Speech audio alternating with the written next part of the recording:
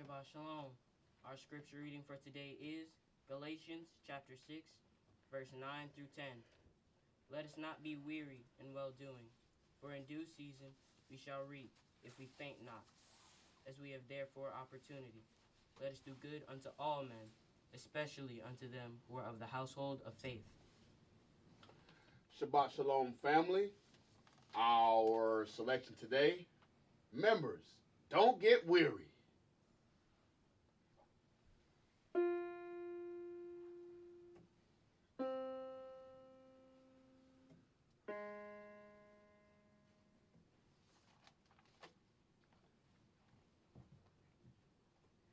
Members, don't get weary. Members, don't get weary. Members, don't get weary. For the work's most done. Oh, keep your lamps trimmed and burning. Keep your lamps trimmed and burning. Keep your lamps trimmed and burning. For the work's most done.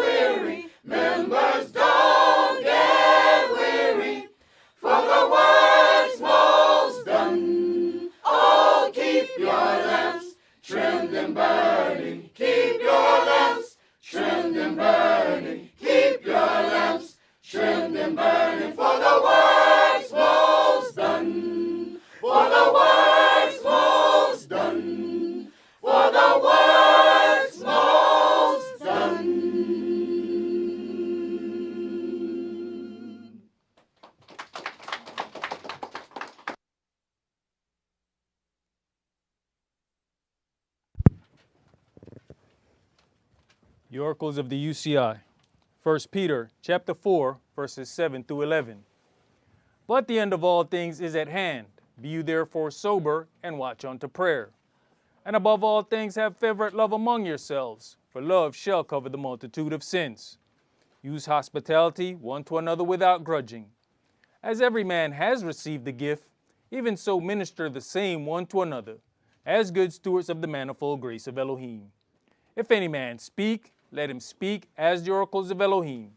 If any man minister, let him do it as of the ability which Elohim gives, that Elohim in all things may be glorified through Yahshua the Mashiach, to whom be praise and dominion forever and ever. Amen. Ephesians chapter 4, verses 29 through chapter 5 and verse 4. Let no corrupt communication proceed out of your mouth, but that which is good to the use of edifying, that it may minister grace unto the hearers.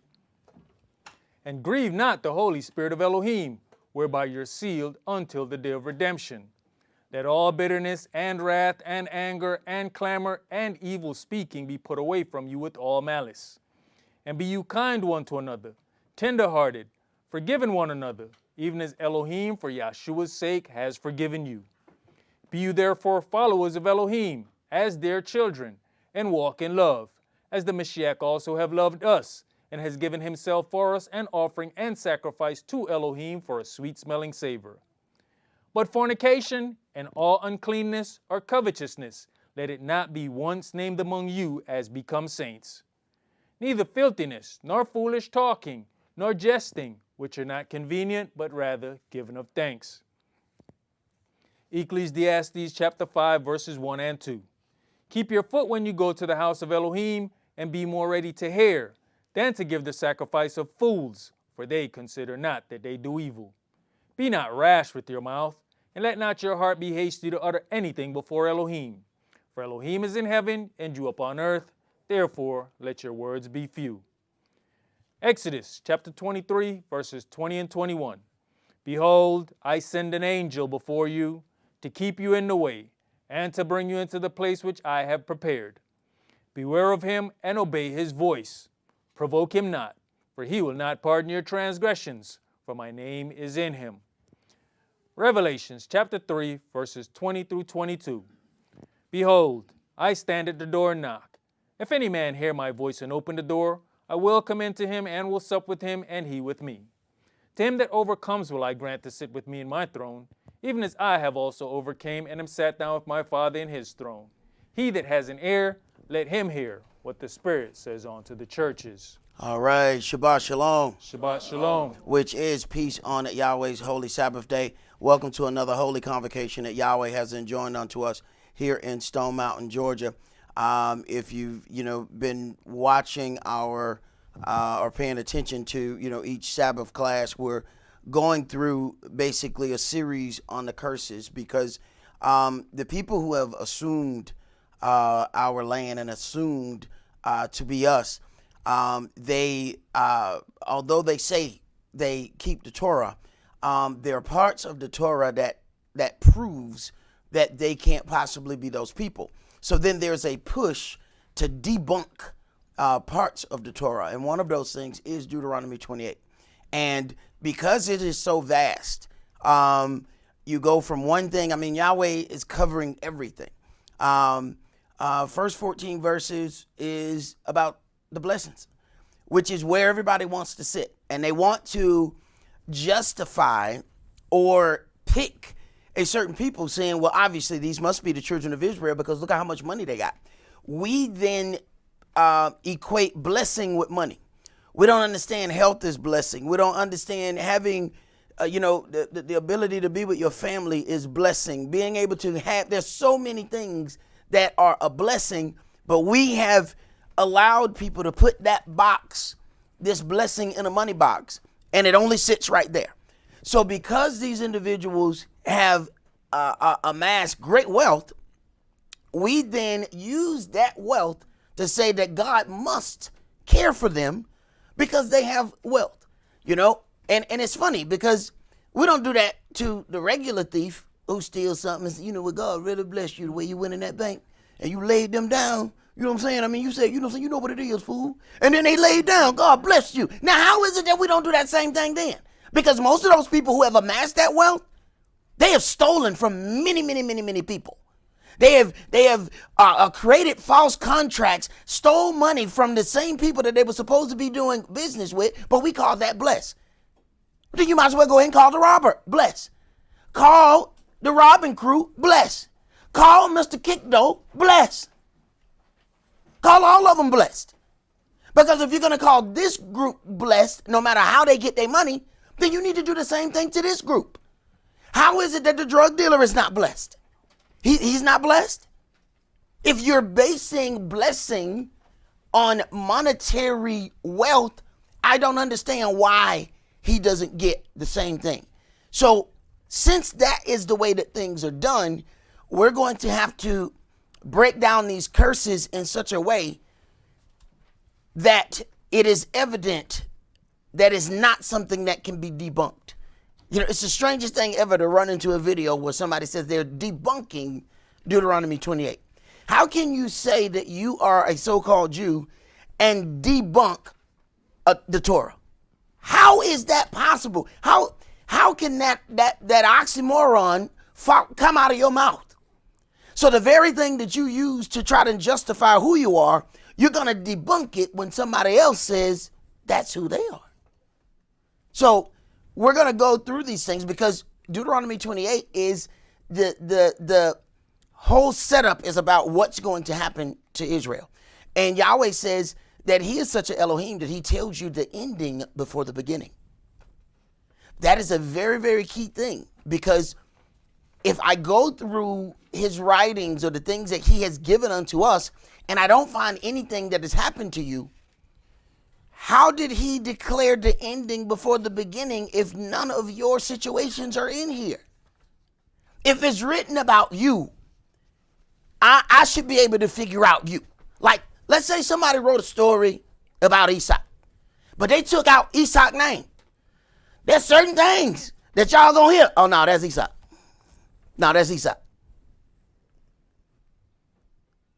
You gonna hear the thing. You don't have to hear my name to hear. They said, yeah, man, they said one dude went in there and he went and did such and such and they was trying to kill him and he was joking the whole time. Yeah, that was Esau. That was Esau. So what's the name on that? No, they erased the name. That's all right. They can take out the name. I know who that was. See, I don't have to see the name. What I'm going to do is I'm going to look at the attributes and I'm going to match those attributes to individuals I see. And if none of these attributes fit you, that can't be you. Simple as that. So to get the foundation, all right, we have to keep stating, and in each one of these curse series, I'm going to state this foundation. Deuteronomy 28 and 48 says, therefore you shall serve your enemies, which Yahweh shall send against you in hunger and in thirst and in nakedness and in want of all things. And he shall put a yoke of iron upon your neck. Now, we understand this is something I have to keep reminding people, because somehow we keep falling for this trick where people say, we have a connection with you because we were slaves in Egypt. Everything that's written in Deuteronomy is a prophecy about what's going to happen after Egypt. So I'm going to need y'all to stop falling for the Egypt trick. Okay? Anything that you're trying, we already know that wasn't you. All right?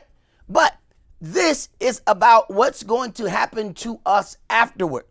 You cannot tell the lie of Egypt and then make a connection.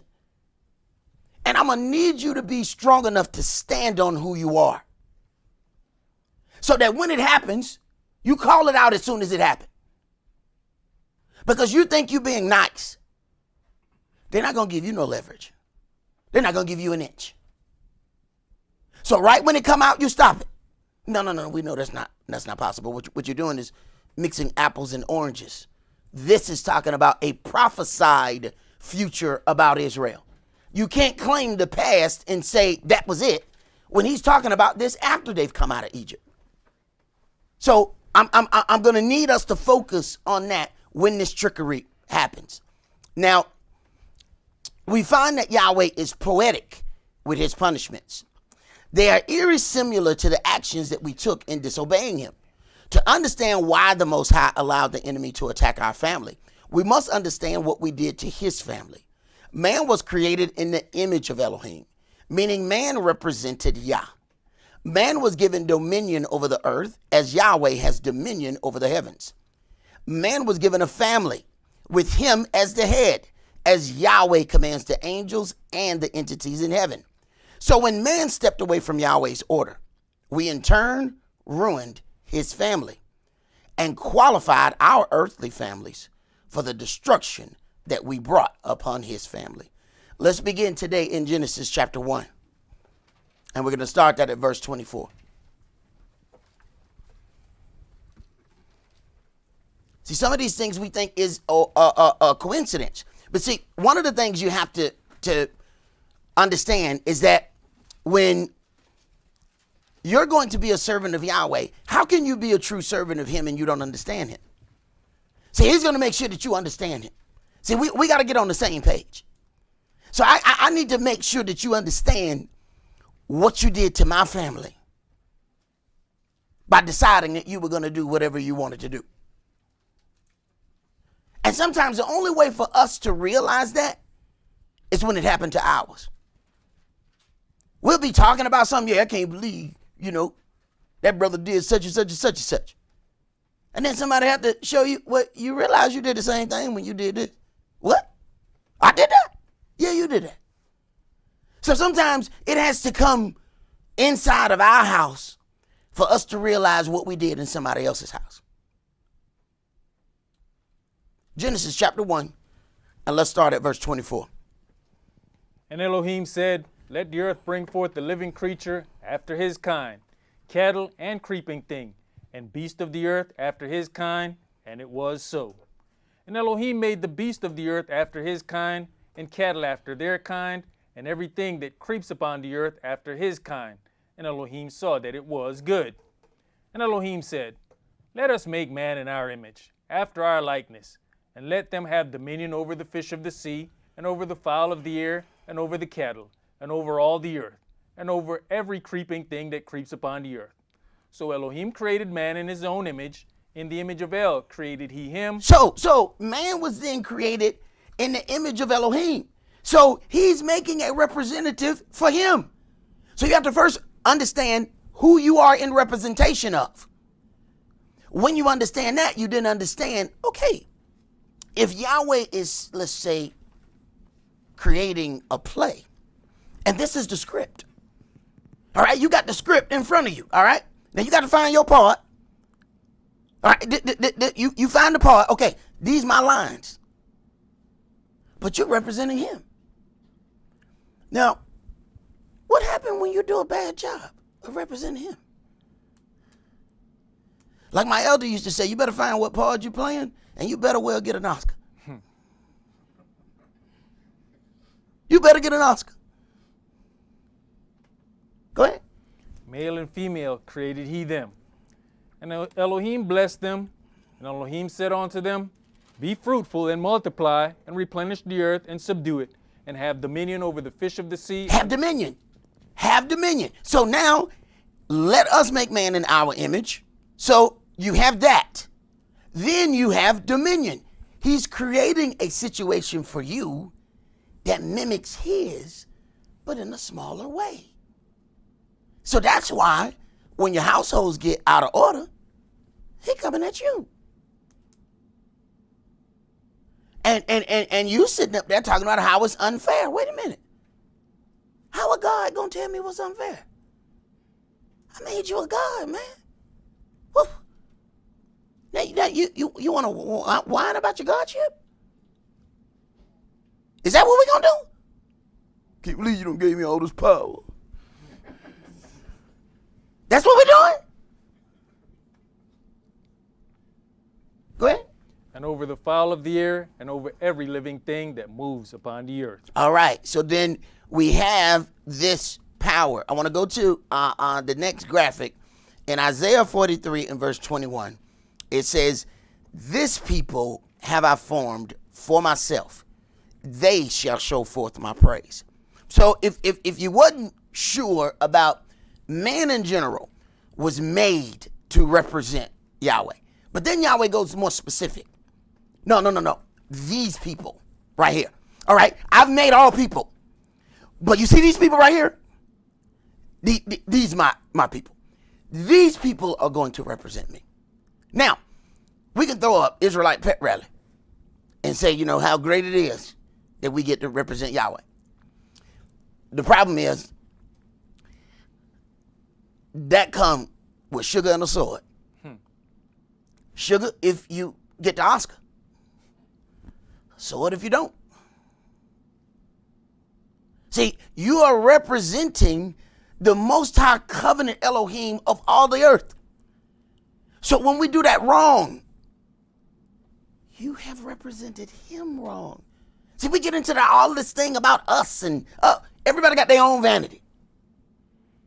We all looked in the mirror and said, that is a fine, handsome being walking out this door today. That's everybody thought that. That don't mean everybody else see you like you see you. What Yahweh is concerned about is, how do they see me when they see you? How many of us look in the mirror instead of talking about how fine you were, how good looking you were, how stacked in the back you may be? How many looked in the mirror and said, I am going to represent my Elohim today so wonderfully? Heathens gonna see me and praise his name. How many of us look in the mirror and say that?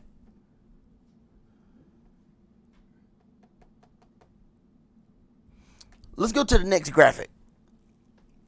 Proverbs 16 and verse 4 says, Yahweh has made all things for himself, even the wicked for the day of evil. See, even we got brothers and we got sisters. That's family. And from time to time, we get some cousins. Cousins are necessary. They're not really family. They come through, they start trouble. They do what they do. They do what cousins do. But at the end, you end up putting something together so that another cousin don't come and tear down your stuff. Cousins, although wicked, they have a purpose. So you have to let every brother and sister walk long enough to figure out, is this a brother? Is this a sister? Or is this a cousin? And when the cousin do something, that's a cousin. So now we got to build up this whole wall right here. Why? Because that cousin found a hole in our armor. We got to patch up that hole.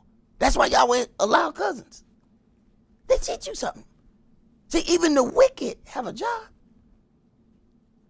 If we thought that Satan didn't have a purpose, why would Elohim have any kind of conversation with him? Have you considered my servant, Job? I mean, I know what you do. I know what you do. You know what you do. We know what you do. I'm just saying, do it over there. Because I got something that I need to prove with him. But I'm also give you the boundaries.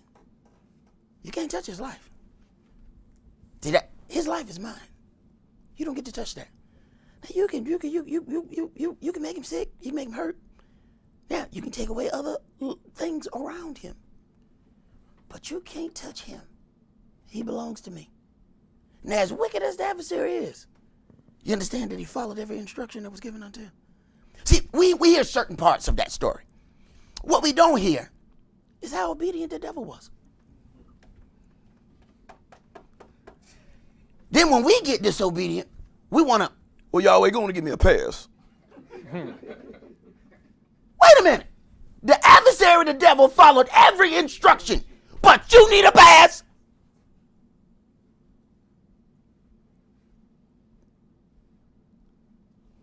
Right. I had to feel shame for myself when I asked for a pass one day. I said, Yahweh, give me a pass on that. And I had to think about, fool, who is you? The adversary, the devil, followed everything. And he got to do his enjoyment. I get to go and destroy a family. I get to take substance. I get to take a man's kids from him. He still didn't go outside the boundaries of what he was told to do. We get one instruction. Can you vacuum that hall, brother? Look up in the brother got wire cutters pulling up. What the hell are you doing with those wire cutters? Brother, we asked you to vacuum the hallway. What you doing with those wire cutters? Well, I wanted to trim the carpet. Man, you can't follow instructions better than the devil? Vacuum, get the vacuum. Why do you have those wire cutters? I can tell by what's in your hand you're not following your instructions. If your instructions is to vacuum, why is that hammer there? Why do you have that hammer? You know the instructions ain't going to be followed when the brothers start going into the storage closet and you walk past the vacuum. And you looking at him and like, So what the hell is he doing? And you hear stuff just move. What the hell is he doing? Oh, he's looking for something that will help him break the instruction that he was given. Right. That's something we have to consider when we decide to go off, that Yahweh is depending on us to represent him. This is not about us. It's not about how you see you. It's about how the people see him when they look at you. Let's go to Deuteronomy chapter 32.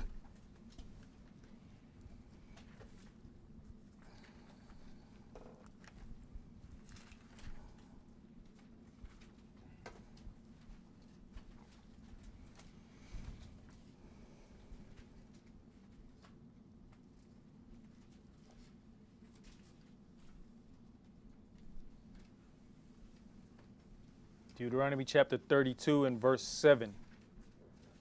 Remember the days of old. Consider the years of many generations. Ask your father, and he will show you. Your elders, and they shall tell you. He's going in this order. Ask your father. Ask your elders. Well, with the elders, there's a certain level of responsibility that's supposed to be there. They're supposed to be ones who have gone through things and will be honest with you about it. He said, ask your elders. They'll tell you.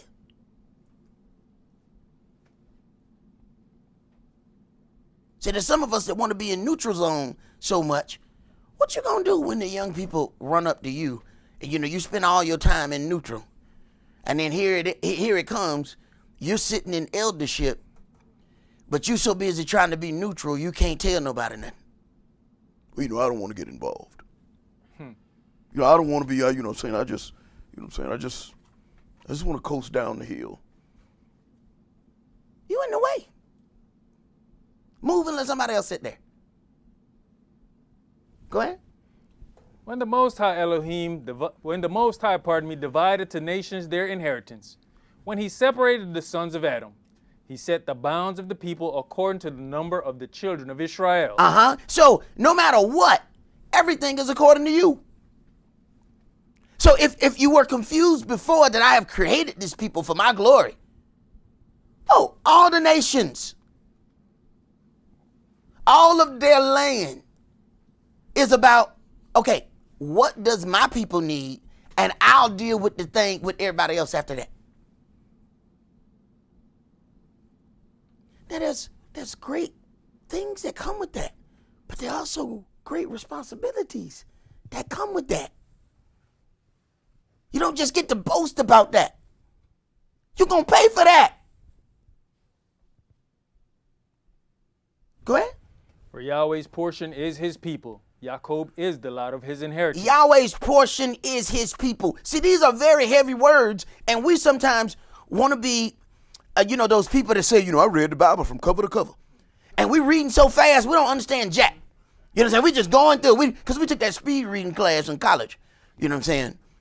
For Yahweh is important to his people, Jacob is a lot of his heirs. He has found him in the desert land, and in the ways and how and wilderness, and led him, and instructed him, and he kept him as the apple of his eye. As an eagle stirs up the nest, he flutters over his wings and spreads his abroad, takes them, bears them on her wings. Now what the hell you just say? But you're going to go boast to somebody, I read a whole book last night. No, you didn't. Go ahead.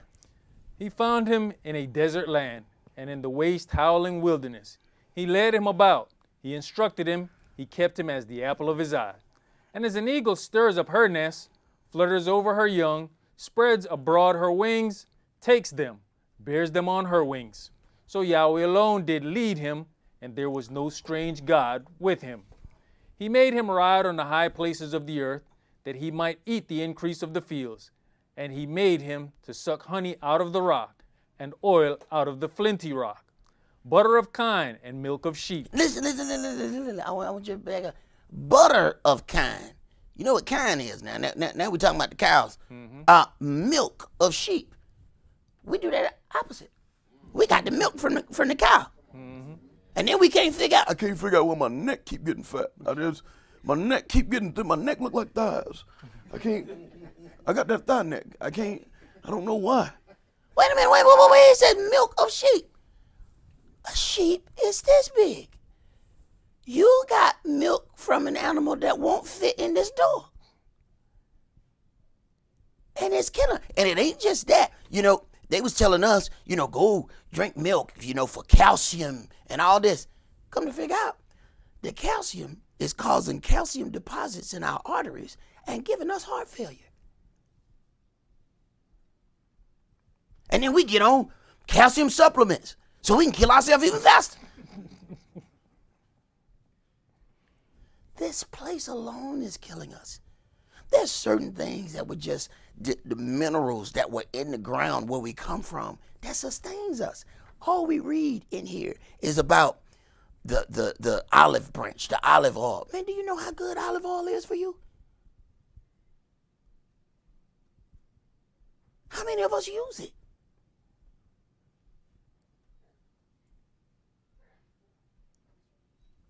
Go ahead, brother. With fat of lambs and rams of the breed of Bashan, and goats with the fat of kidneys of wheat. And you did drink the pure blood of the grape. Now, some of us, because we was raised in those churches where they said, it's not holy to drink wine. You know what I'm saying? So we was given, straight grape juice. We wasn't, even when they had their unholy communion, they gave us them crackers that had leaven in them. So it was already fake body. Then they gave us fake blood because they couldn't give us wine. They had to give us grape juice. So we had fake body and fake blood and taking part in communion and thought we were doing something. Go ahead, bro. But Yeshurun waxed fat and kicked. You are waxing fat. You are grown thick. You are covered with fatness. Then he forsook Elohim which made him, and lightly esteemed the rock of his salvation. They provoked him to jealousy with strange gods. With abominations provoked they him to anger. They sacrificed unto devils, not to Elohim, to gods whom they knew not, to new gods that came newly up, whom your fathers feared not. Right. Now you got to understand how deep this is to Yahweh. When we decided that we were going to go and worship those other gods, to him, it is spiritual adultery.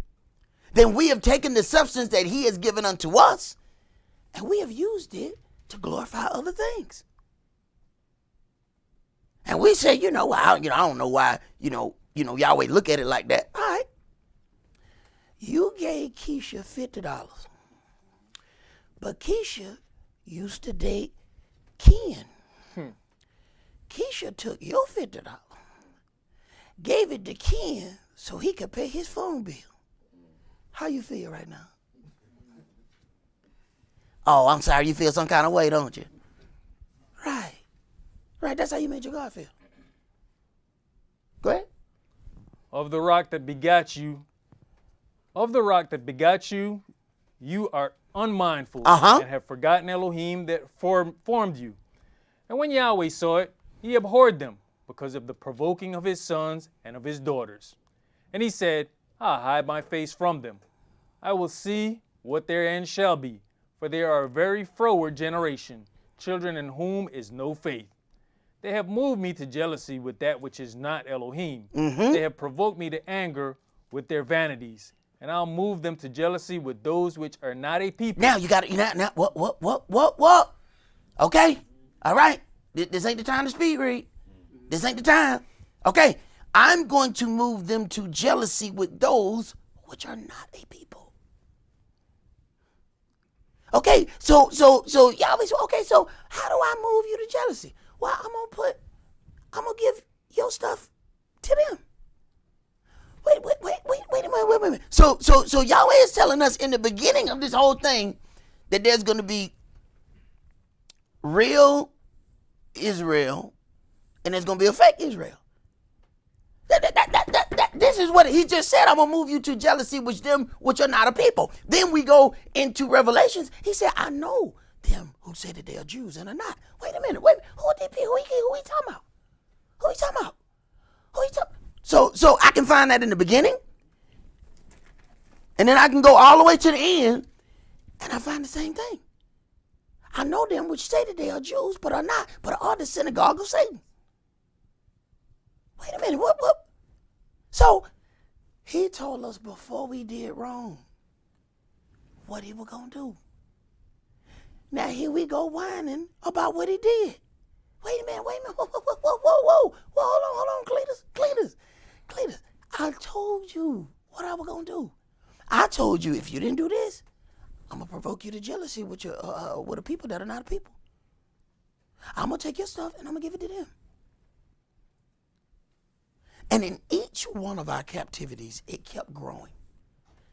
And in the other ones, we still knew who we were. No, this is a captivity of all captivities. To the point where your oppressor tell you, he you, and you him. Now that's deep.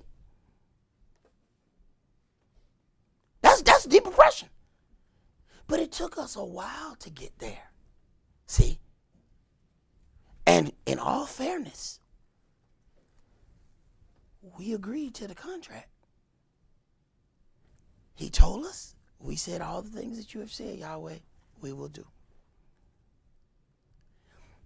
Our biggest problem is thinking that we understand Yahweh's law the way he understands his law. That is a very, very, very, very bad thought process. Because although you may be reading this and you may study this, you still don't know how he gonna do it. He can tell you what he gonna do. You still don't know how he gonna do it. He can tell you, I'm gonna smite you on the face. And you keep looking for a hand. And a piece of a car just come off and the mirror slap you across your face. I told you I was gonna smite you on the face. Yeah, but you ain't tell me you was gonna hit me with the mirror of a Honda. I ain't got to tell you that. I just told you I was gonna smite you on the face. I didn't tell you what I was gonna smite you on the face with. Go ahead, bro. You know, it's interesting, man. He's basically said, you may substitute gods and I'm gonna substitute you. Hey, I'm presenting with the only way for you to really understand me as a God is for you to understand what you did to me and my family. I built this perfect family for you. I handpicked this family for you. And this is what you did to this family that I created for you. And I put you at the head.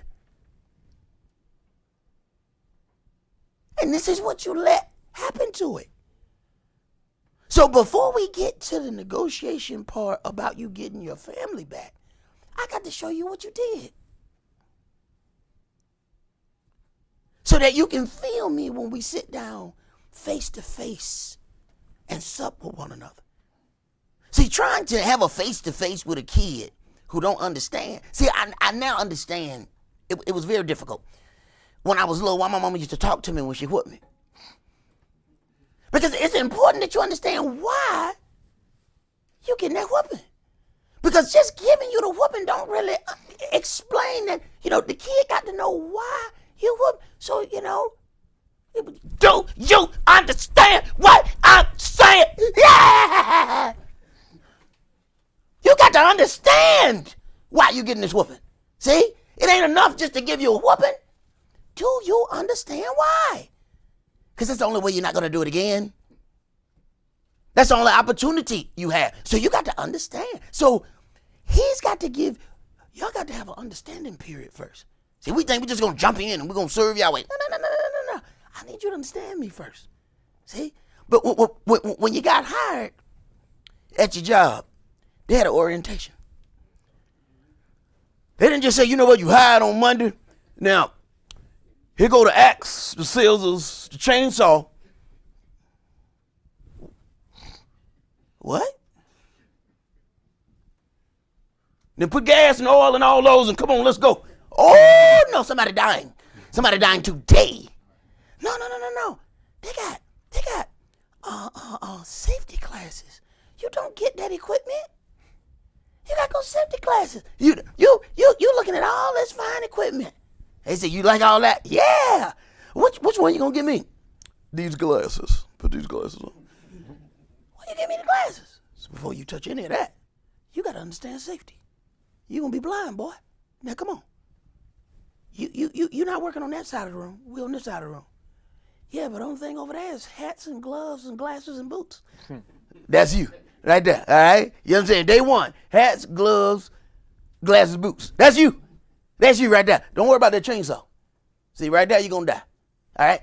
This. So, you got a period where Yahweh starts going over, all right, here's your safety course. All right? Here's your uniform. This is how you wear your uniform. All right, if something happens, this is how you go about dealing with it. He don't just throw you the chainsaw.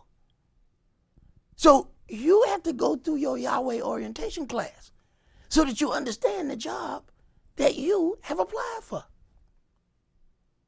Go ahead. I will provoke them to anger with a foolish nation. Mm-hmm. That's it. That was it. Let's go to Jeremiah chapter 3. So then Yahweh has already told us what he's going to do.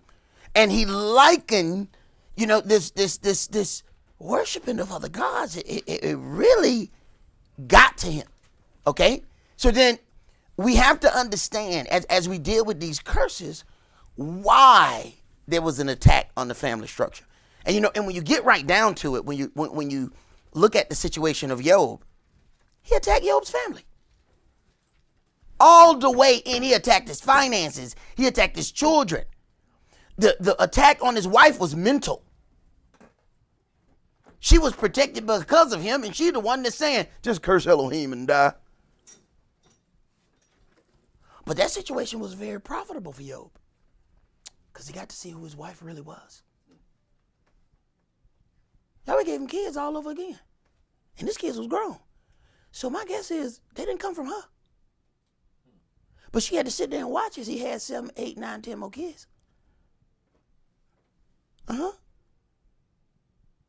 She actually said, curse Elohim and die. You have to wonder if the whole thing was not about Job. Yahweh said he was perfect, right? So why he tested him?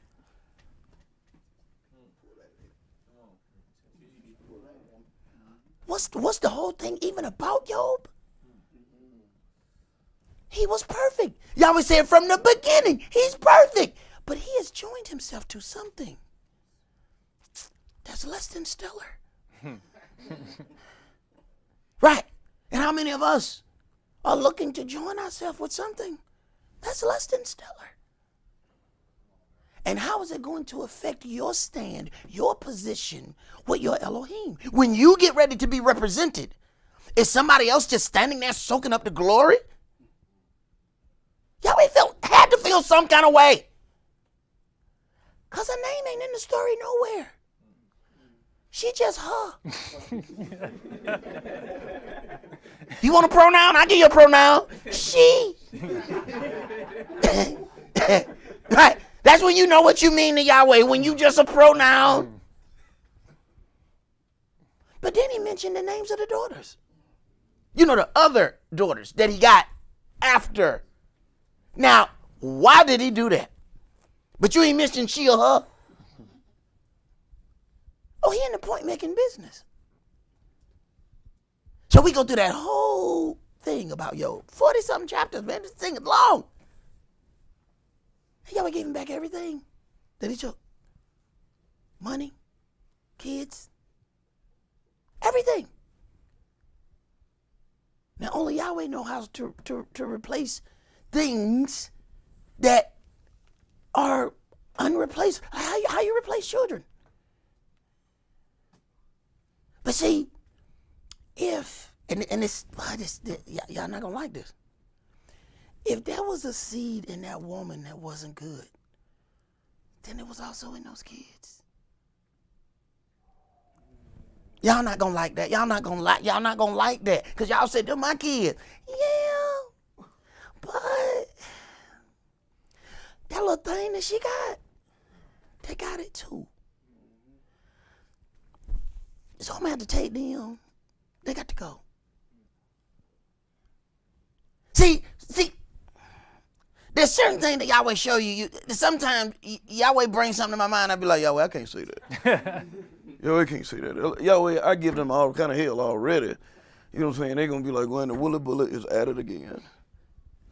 But you gotta sit there and think about it. Who was the only thing not restored in the story? Her. Everything that proceeded from her is gone. And more times than likely, she has to watch him procreate all new kids all over again without her. She ain't even mentioned by name. 40 chapters. You couldn't think of her? Or she? Come on, y'all. With 40 chapters, you couldn't say her name not one time.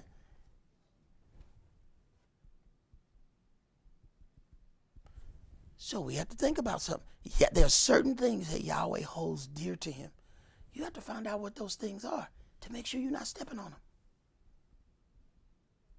Jeremiah chapter 3, and we're going to read verses 1 through 15. They say, if a man put away his wife, and she go from him, and become another man's, shall he return unto her again? Shall not that land be greatly polluted?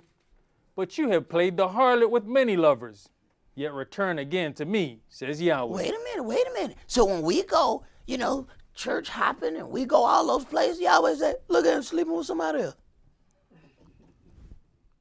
I'm just telling you what he said.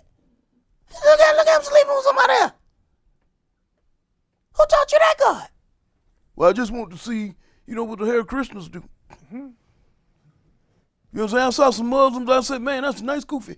So I figured I'd go down there and I'll just hang out and see, what that kufi like. What? Yahweh said you commit adultery. We was married. So before you even understand why he's doing what he's doing, you have to get the groundwork of where you're supposed to be in his family. Go ahead. Brother, you can even attend other churches without leaving your living room. Of course. Hey, man, the joys of the internet. We've been went to 8 churches before the Sabbath. And come in with all kind of twisted ideas and can't figure out where we got them from. You don't listen to this person, don't listen to this person, don't listen to this. I tell people, you can go in almost anywhere and find out that we're Israel. The problem is, what you going to find out after that? And I guess I got one of those faces that people like, oh, he definitely finna say, kill the white people. So when people don't hear that from me, it throw them off, so they keep watching this thing, I've been watching that cat for 3 weeks and he ain't killed a Gentile yet.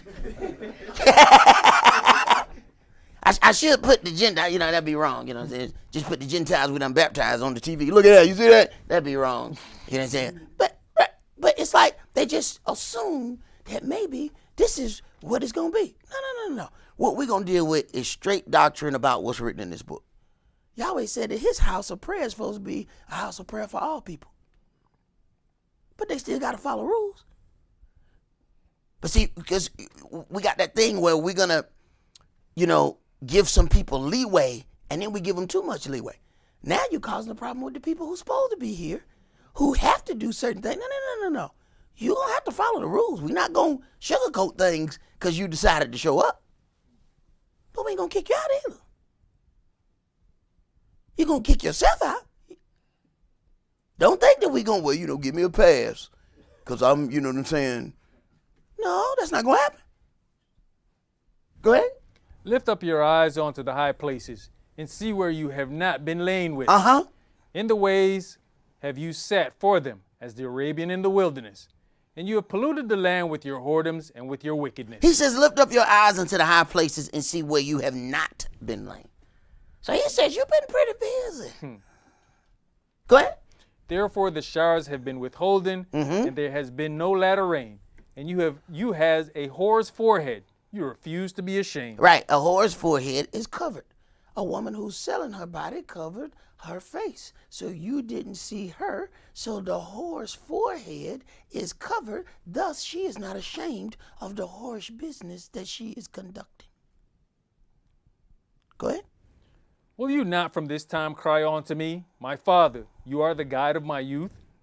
Will he reserve his anger forever? Will he keep it to the end? Behold, you have spoken and done evil things as you could. Yahweh said also unto me in the days of Josiah the king, have you seen that which backsliding Israel has done?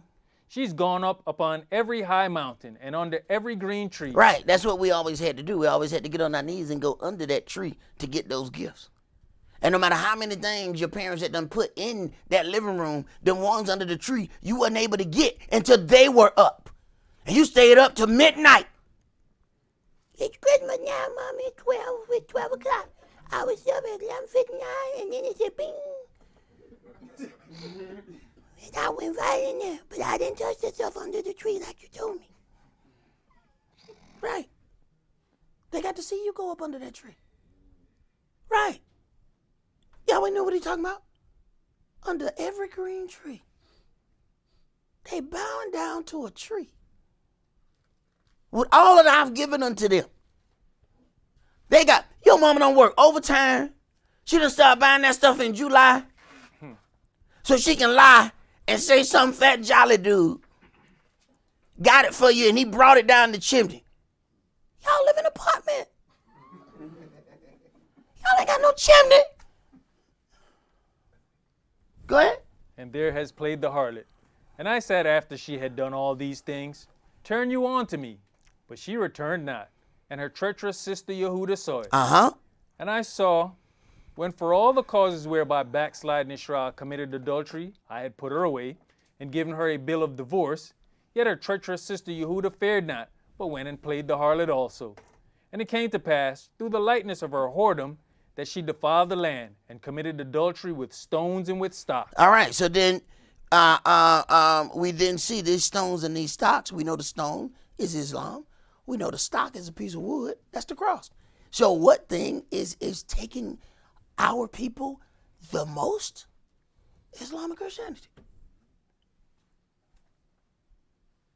And the people who are in Christianity, a lot of them, the majority of those people don't mean any harm. They are just trying to worship their God. They don't understand that there are many gods hidden in the practices that they're keeping. They don't understand that. The majority of our people are going to come out of Christian church. Understand that.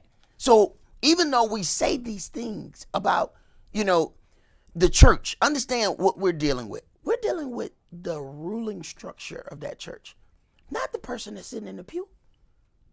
Half of them don't understand what it was. I was there. Didn't nobody explain watch night to me. I didn't understand watch night until I got in the word. Ain't nobody else there understand it either. All they know is we just not going to go to the club on New Year's. They figure we just going to party with Jesus. That's what they told me. They don't know that that's another God. He does. Because that's not in this book anywhere. So where did he get it from? Somewhere he went. They told him, these are the gods that we worship here. So they don't know that they're going into a harlot house. They don't know that they're going into a whorehouse. They think that they're going into a church. They were tricked to go into a whorehouse. They thought they were serving God, and they were serving many gods. Go ahead. And yet for all this her treacherous sister Yehuda has not turned on to me with her whole heart, but feignedly, says Yahweh. And Yahweh said unto me, the backsliding Israel has justified herself more than treacherous Yehuda. Go and proclaim these words toward the north, and say, return, you backsliding Israel, says Yahweh, and I will not cause mine anger to fall upon you, for I am merciful, says Yahweh, and I will not keep anger forever. Only acknowledge your lawlessness. Which is the hardest thing for us to do in any situation. We spend most of our lives trying to act like we ain't done nothing. We will be caught, our hand in the cookie jar, cookie all over the face, crumbs falling down our neck. Why you eating no cookie? I ain't no cookie. You ain't even finished chewing the cookie. You gonna sit there and lie? This is in every situation. This is our number one problem. And this is our number one hindrance to repentance. Because we can't admit jack. It's like something jumps up in our bones. You don't admit. If you admit it, then you're weak. Then we got to be strong and wrong. All right? All right, remember, on count of 3, wrong strong.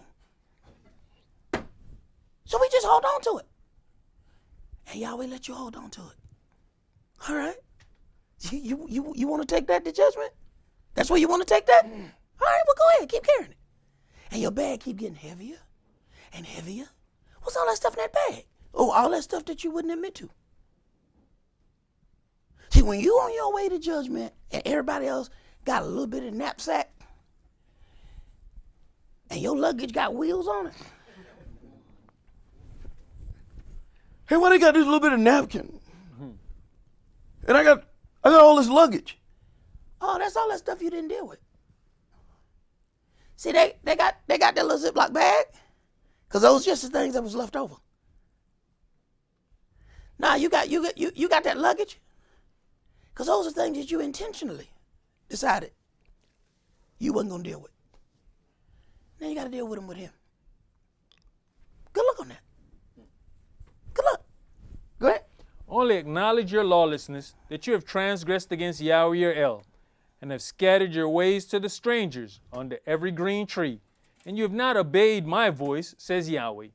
Turn, O backsliding children, says Yahweh, for I am married unto you. Okay. And I will take you one of a city and 2 of a family, and I will bring you to Zion. I am married unto you. So then he's letting us know what our relationship toward him. Now, first of all, I created you for my glory. Now we are in a covenant. We are married. Okay? Go ahead. And I will give you pastors according to mine heart, which shall feed you with knowledge and understanding. All right. So now let's go to Jeremiah chapter 5. And we're going to read verses 1 through 9.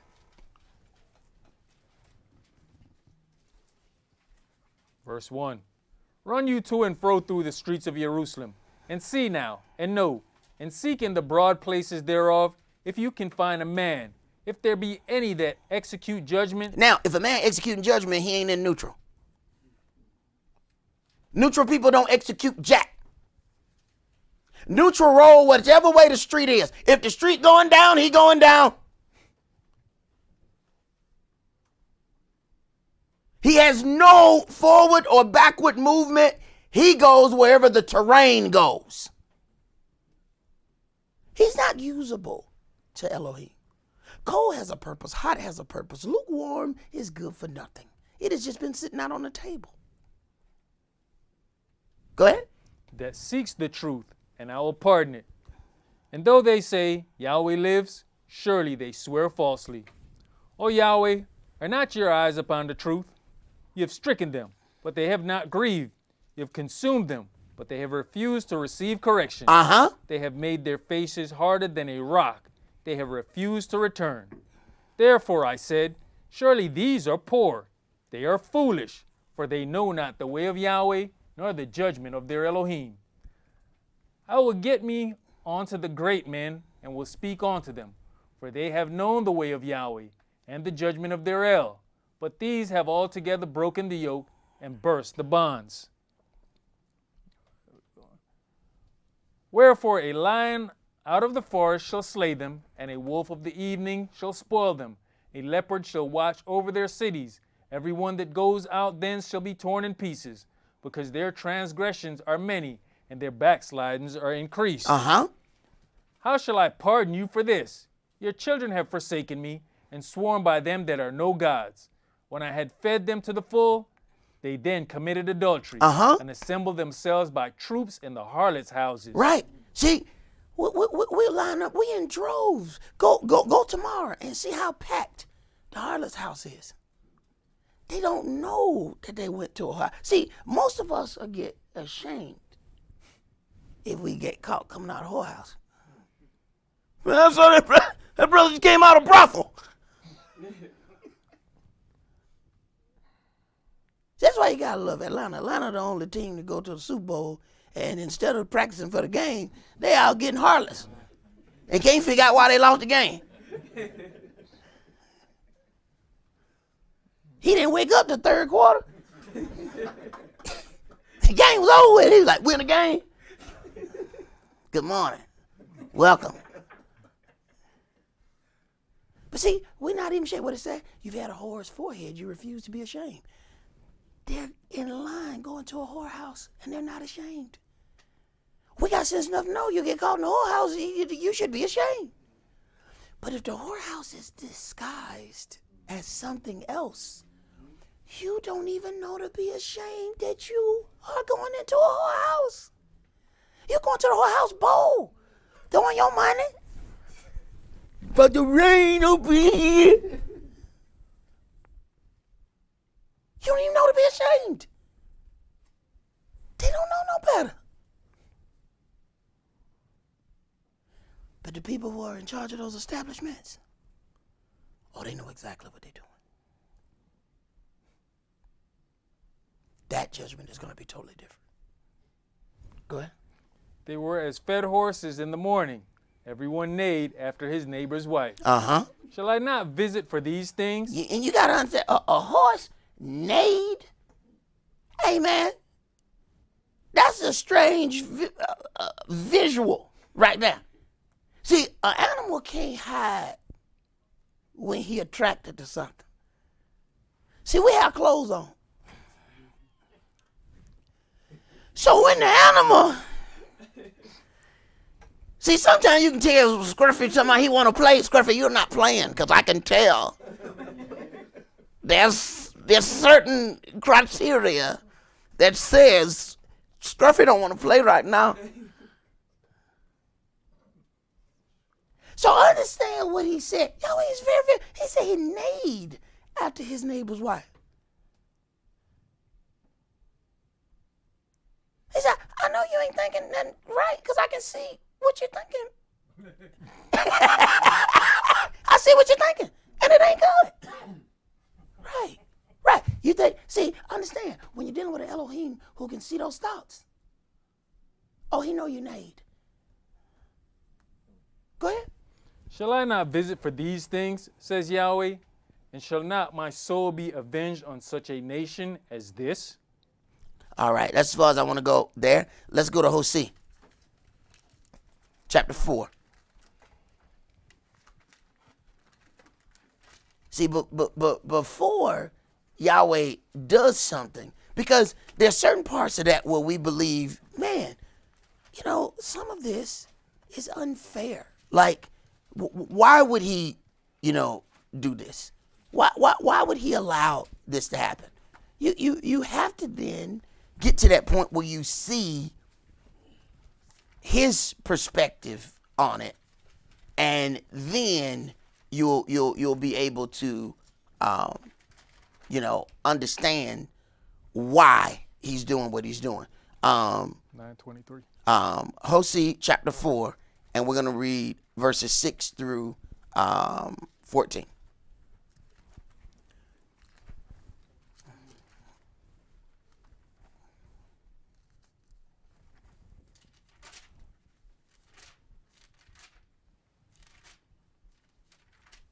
Hosea chapter 4 and verse 6.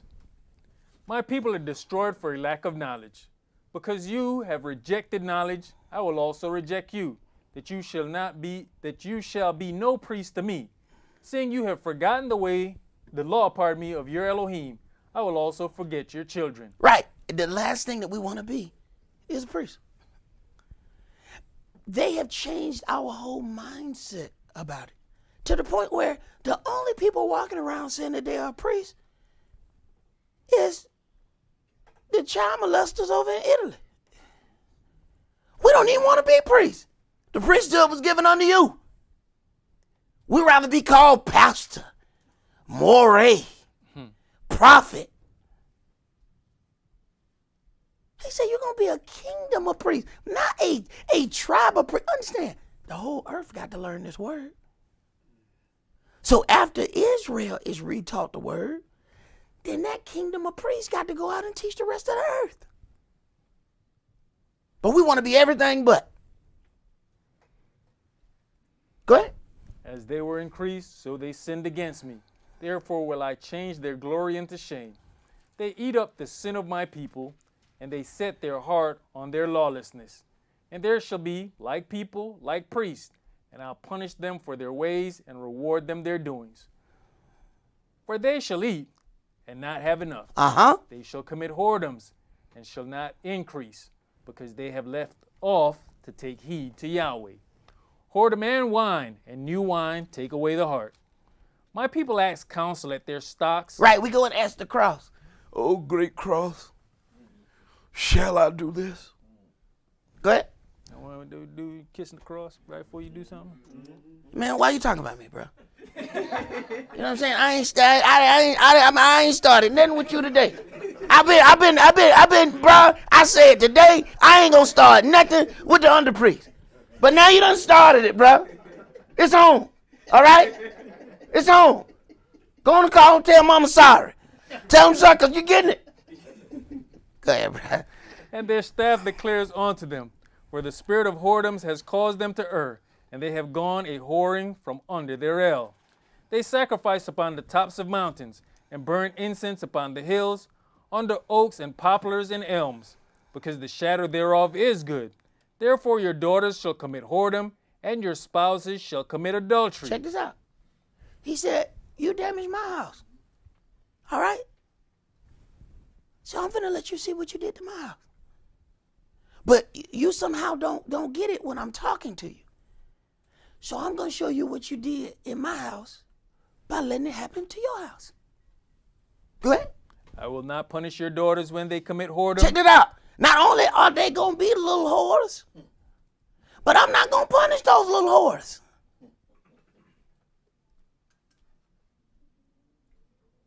Yeah. When you try to punish the little whores, I'm gonna make sure you don't even get to punish them. Quit wearing that. Y'all were like, no, wear this. That gives you even more attention now. Look at that. That's see-through right there. Oh, the groceries. See all the groceries. Straight to the bag. Hey, what's the matter? This is what you did to my glory. You just put it out there like it was nothing. Oh, but you want to cover up your daughter, though. But look at what you did to mine. When you in the whorehouse.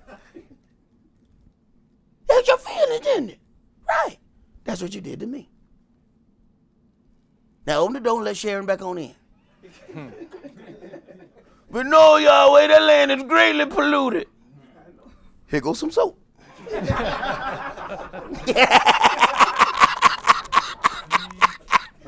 goes some soap. Yeah. Wash 2 times and call me in the morning. Now, go ahead, brother.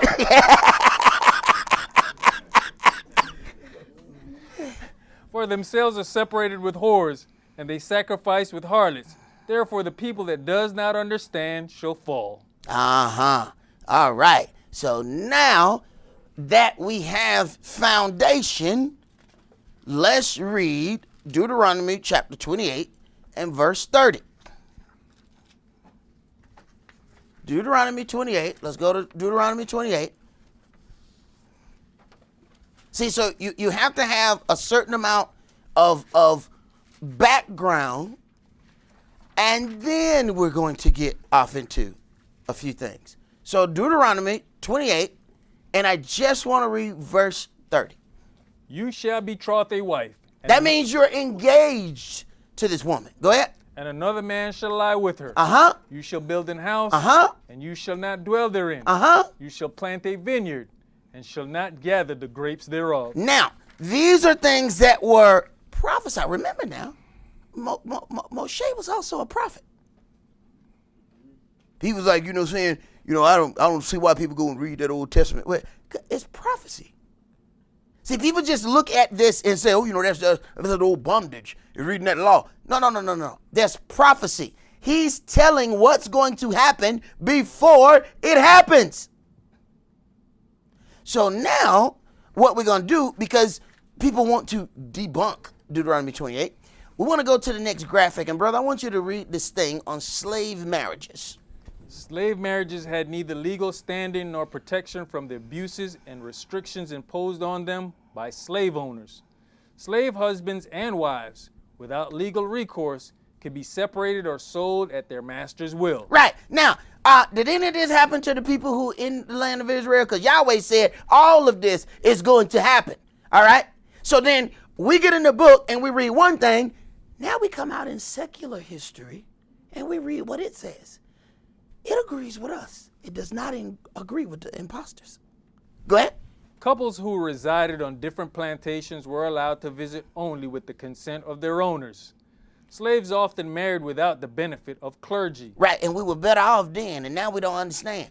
We go and get married and go to the courthouse, and what you just did was put everybody in your business. When you get ready to get a divorce, now here he comes, something didn't work out.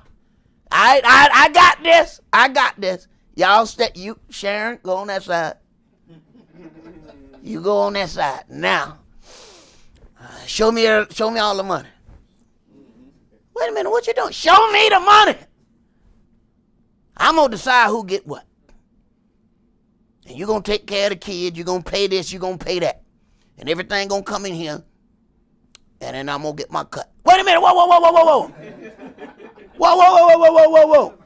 Whoa. You get a cut?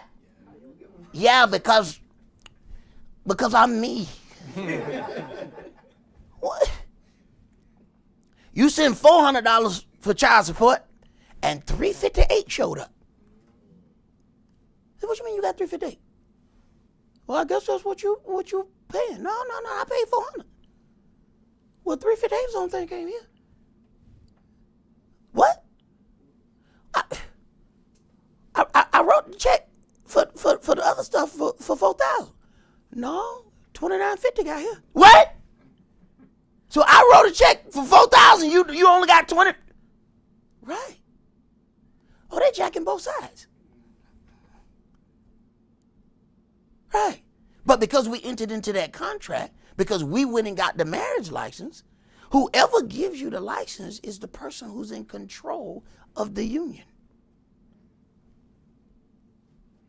You said, me and Sharon gonna get together with you and you gonna tell us how we supposed to do things. That's what you said when you signed the license. So when you decided it didn't work, you are now dissolving one of their corporations. And they need to get their money because you dissolved their corporation. They need to divide all the assets. And whenever you do that, there's always a restocking fee. I got to get my restocking fee. I mean, come on now. I mean, come on. I mean, what's fair is fair.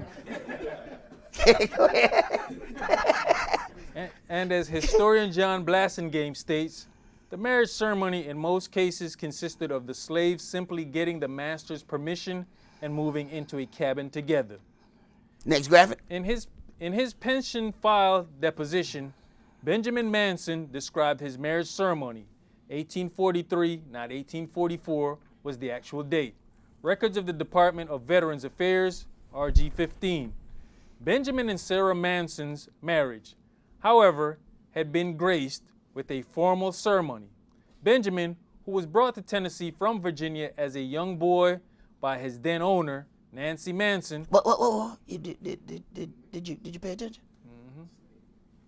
The owner, by his then owner, Nancy Manson. Mm-hmm. Okay, go back up and what was the name of the slaves? Mansons, Benjamin Manson. Oh, okay. Right. And Sarah Manson. Right. So the names that we carry are the names of the people who owned us. And people want to know, why you change your name? My owner is Israel. Right. Go ahead. Later described the event in a pension application he filed as the dependent of his deceased son, John. You know what's even funnier? Is that we would get into family wars, boasting about the last name. I'm a Johnson, fool. You know what I'm talking about? This is how Johnsons do things. Yeah, that's right. What's Johnson? The white Johnson or the black Johnson? What Johnson you talking about? We will fight over family names that ain't ours. It is utterly amazing. Go ahead. We were married on Dr. L.W. White's farm 5 miles from Lebanon, Tennessee. Reverend Ben White, a black preacher, said the marriage ceremony. The wedding ceremony, he continued, took place on the porch of the owner of Sarah, Dr. White. It was with the knowledge and consent of my master, Mr. Joseph L. Manson, son of Nancy Manson, and Sarah's master, that we were married. Shortly after their marriage, Sarah's owner purchased Benjamin. Then check that out. He, Dr. White, had me for a number of years, Benjamin explained. Then Mr. Manson bought me back and owned me till I was emancipated. All right, next graphic. Formal marriage ceremonies for slave couples like Benjamin and Sarah were generally reserved for house servants. For a house servant. See, there's already a separation, between the field Negro and the house Negro. House Negro was set to be more civilized because they had to be in the house. A lot of times this was also what caused the separation between light and dark, because who got in the house was master's kids who he had done fathered out back. See, so he done went out there and he done fathered this little light-skinned baby, right? So then they bring the light-skinned baby in. They said, man, I saw a movie and the slave lady said, he really deals with those Negroes really good, because hey, when you really do it, those Negroes even come out looking like him. That baby looks just like my husband John. You got to be the dumbest slave lady. Boy, you stupid. Yeah, baby just came out looking like him. I've never seen a Negro who looks like my husband. This was amazing. Right. So those were the ones they started bringing in the house. That automatically drove a wedge between the brighter skin and the darker skin. He was bringing his kids back in the house, even though they were still slaves, because he couldn't admit that those were really his kids, right? So he done snuck his kids back in, so they got light duty. Right. Boy, the game is thick. Go ahead, bro. In such cases, slave owners would have a white minister or a black plantation preacher perform the ceremony, and a large feast and dance in the quarters would follow honoring the slave couple. The ceremony could include the slave marriage ritual of jumping the broom, which required slave couples to jump over a broomstick. The custom of jumping the broom could vary from plantation to plantation. On some farms, the slave bride and groom would place separate brooms on the floor in front of each other. The couple would then step across the brooms at the same time, joining hands to signal that they were truly married. On other farms, each slave partner was required to jump backward over a broom held a foot from the ground. If either partner failed to clear the broom successfully, the other partner would be declared the one who would rule or boss the household. That's some sad stuff right there. That's some sad, and then if you jumping with 1 foot and it's a foot off the ground, you might break your neck on your wedding day, eh? Trying to figure out who gonna boss. But then you still got a master though. Right. See, so our family structure is already broken before it began. Because you can't truly be the head because there's still somebody over you. Go ahead. If both partners cleared the broom without touching it, then there would be no bossing. While historians and scholars differ on the origin, exact meaning, and the frequency of the irregular marriage ritual, most agree that the act of jumping the broom was a binding force in the slave couple's relationship and made them feel more married. All right, next graphic. The marriage arrangement of couples who resided on different plantations, broad marriages, was often the cause of great concern for most slave owners. All right, so broad marriages are marriages between individuals who resided on different plantations. Now, this is messing up business. Go ahead. Fearing that slave marriages between plantations could potentially contribute to lost time from work and increase the risk of slaves developing attitudes of independence. Attitudes of independence. Now, when you talk about us going into these harlot houses, they had overseers in the church that kept us from reading certain things. We were not allowed to read the things of the children of Israel because we might get the idea of freedom.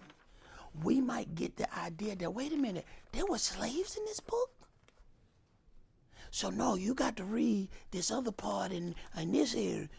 Slaves, be good good to your master. Like, why are we reading that every Sunday? Slaves, be good to your masters. They want to make sure you read that. But if you read this and you start, wait a minute. So God loved the people, but he still let them be slaves? But then he's going to bring them out? No, you can't read that. Stay out of that, nigger. Don't read that. So the overseer, just like he in the field, he's also in the church.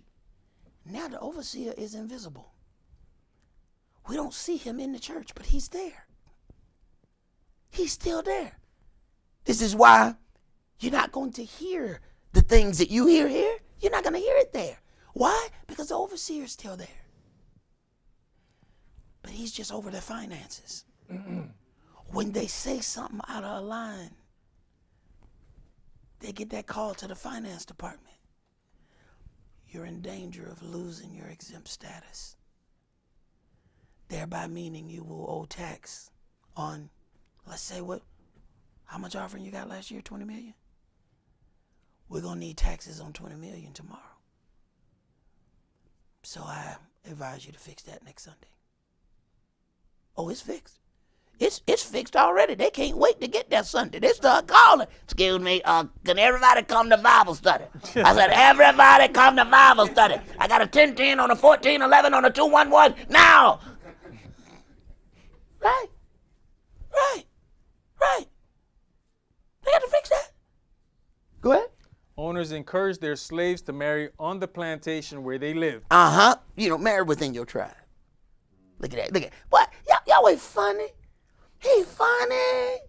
Oh, he's so funny. Even your punishment end up matching. No. Marry from this plantation. Right. Yahweh said, marry from within your tribe. Go ahead. When this was not possible, wealthy owners would in some cases buy the spouses of his slave. Generally, slave men would receive passes to visit their wives on weekends, and those slave husbands, like Benjamin, who lived on a farm that neighbored their wife, could visit nightly. Children of broad marriages were the property of the slave woman's owner, and the owner of a slave man had no legal right to their services. As it is to Georgia state law. Georgia state law says only the woman and the slave master has authority over the child. That's why when my first child was born out of wedlock, I had to go and spend $1,000 to get that child legitimized, or it was not legally mine. It belonged to the slave master and the woman. This is their law. The slave owner. So basically, whoever has the woman got the goose. So, you can get married. Y'all can do whatever you want. Just understand the kids come here. You understand what I'm saying? See, the kids was born here. They're my little nigger slave. You understand what I'm saying? He can come over here all he want. But whatever comes from that, I own. Oh, yeah. They made sure they understood what the deal was. Go ahead. Between 1865 and 1867, most southern states in some form or another legalized former slave marriages and recognized the children of such marriages as legitimate. Now, the next time an Ish comes up and says, there's a connection with us. Is that, okay, so which one of these things? Did you betroth a wife and it was given to somebody else? Were your kids taken and sold? Were you shackled? Were you chained? Where is our connection again? Because I'm looking and I'm not finding it. Because when I go to the bank, it's you that's giving me the loan. You got the money. I'm asking for the money. I'm trying to figure out, how are we connected again?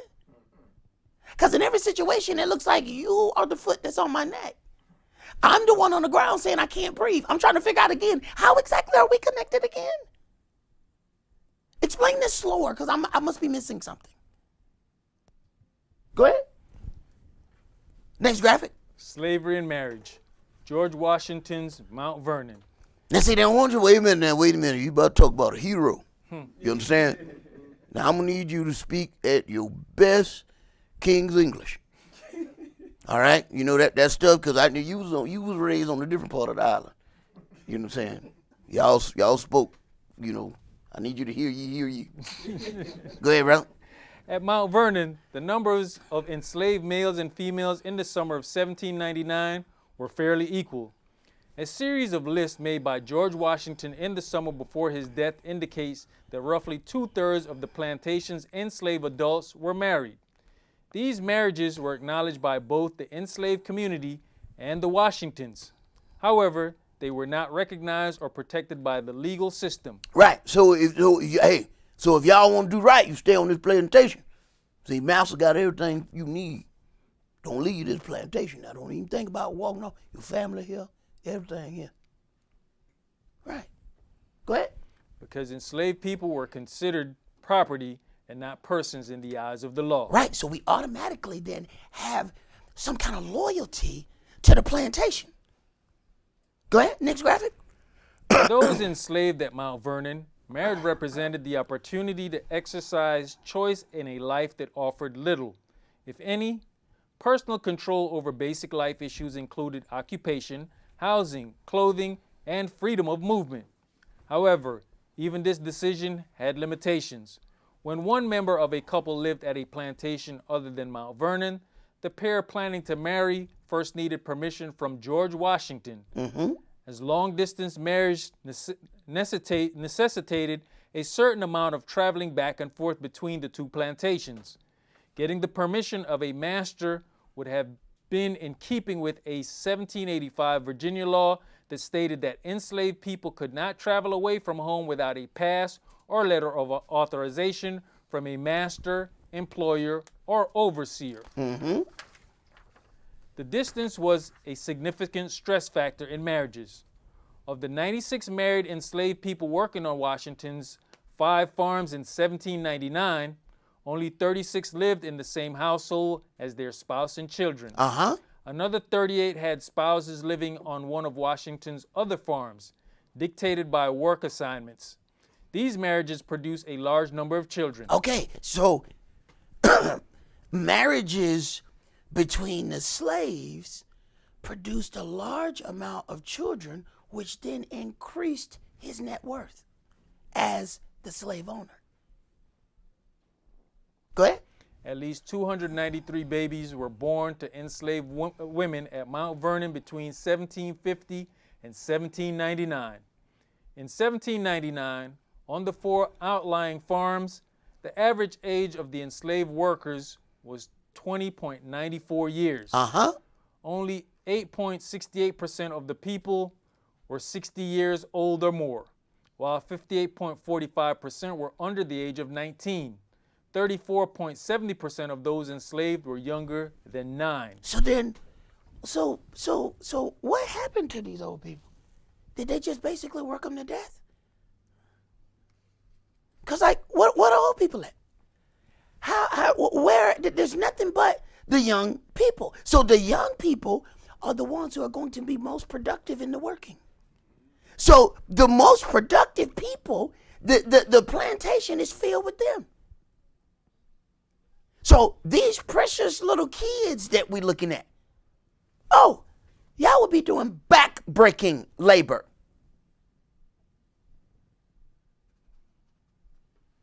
Most of them think they tired because they've been doing this all day. I'm talking back-breaking labor. Wasn't no leaf blower, you the leaf blower. 20 years old is the average. They're enslaved at 9. They're doing hard labor at 9. Do you understand how important your culture is?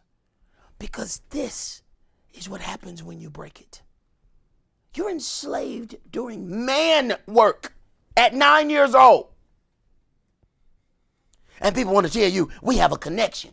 Show me where it's at. Because I don't see none of your 9-year-olds going through this. I don't see a history where any of your 9-year-olds have gone through this. Show me where this connection is.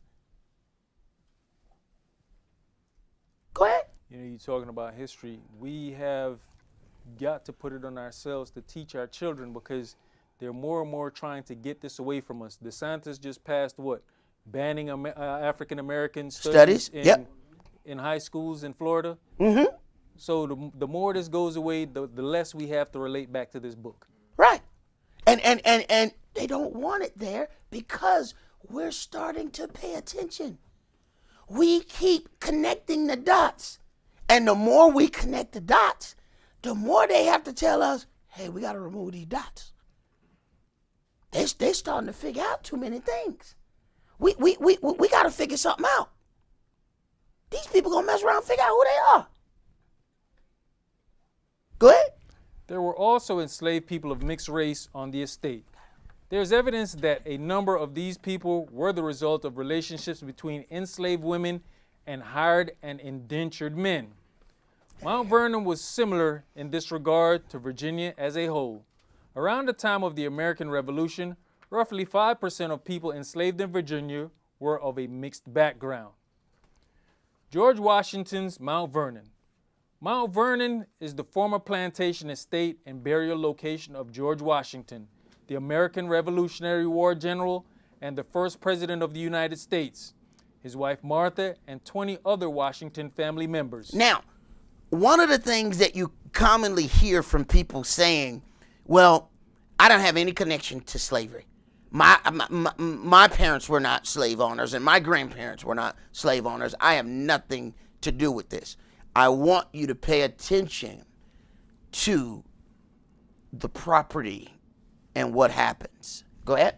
The current estate, which is open to visitors, includes a mansion, gardens, tombs, a working farm, a functioning distillery and grist mill, plus a museum and education center. Little Huntington Creek Plantation, Mount Vernon, was originally called Little Huntington Creek Plantation and owned by John Washington. All right. John eventually passed the estate to his son Lawrence. All right, so it was handed down. Go ahead. Who then passed it to his daughter Mildred. Which was handed down again. Okay, go ahead. In 1726, Mildred's brother Augustine, George Washington's father, purchased the estate and built the main part of the plantation house. So then it was transferred to another member of the family. Go ahead. An ordinary 1.5-story structure. Augustine passed the estate to his eldest son, Lawrence. So it was handed down again. George's elder half-brother. In 1740. Lawrence renamed it Mount Vernon after the famed English naval officer Admiral Edward Vernon. George Washington inherited Mount Vernon. It was passed down. Go ahead. Only after the death of his brother Lawrence and Lawrence's 2 heirs. Lawrence died in 1752, followed by his daughter, Sarah, in 1754, and Lawrence's widow, Anne, in 1761. So, as people say that they are not connected to any of the slavery, what happened to all this wealth? They inherited it. So, you telling me how you were not a slave owner, but you received the monies from all of the slave labor. Fortune 500 companies were built with slave labor. And now they want to try and wash their hands and say, well, slavery was a bad thing and I personally didn't have anything to do with it. Yes, you did. Because of slave money, that's why you had the money to start that business and that business and that business and that business. You got 20-something businesses and you didn't have to go and get a loan for nothing. And even when you did, you had enough collateral that it still wasn't even in your name. You could have lost all the money and it would have been business loss. That was not afforded unto us. So when people say we have a connection, I'm trying to find the connection because I don't see it. Let's go, I want to go to Deuteronomy 28 and we want to read, what's that, verse 32.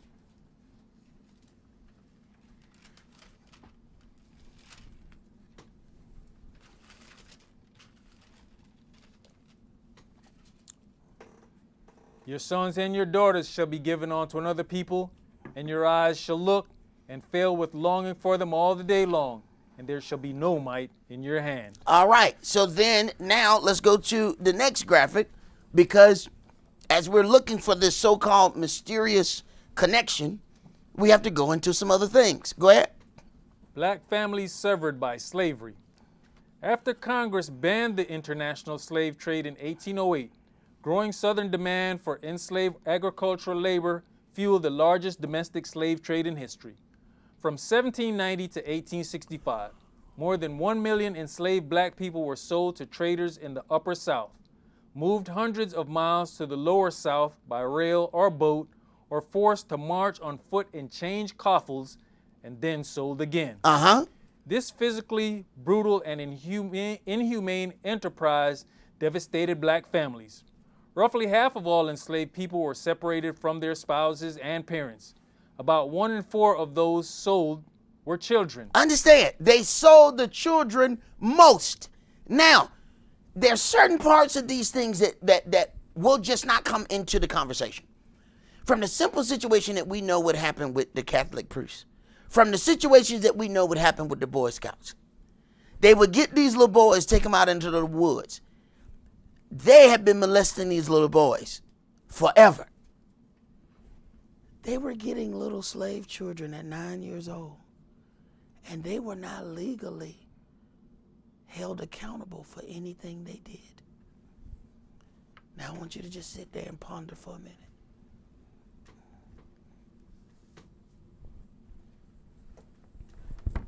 Why they happen to sell 9-year-olds a lot?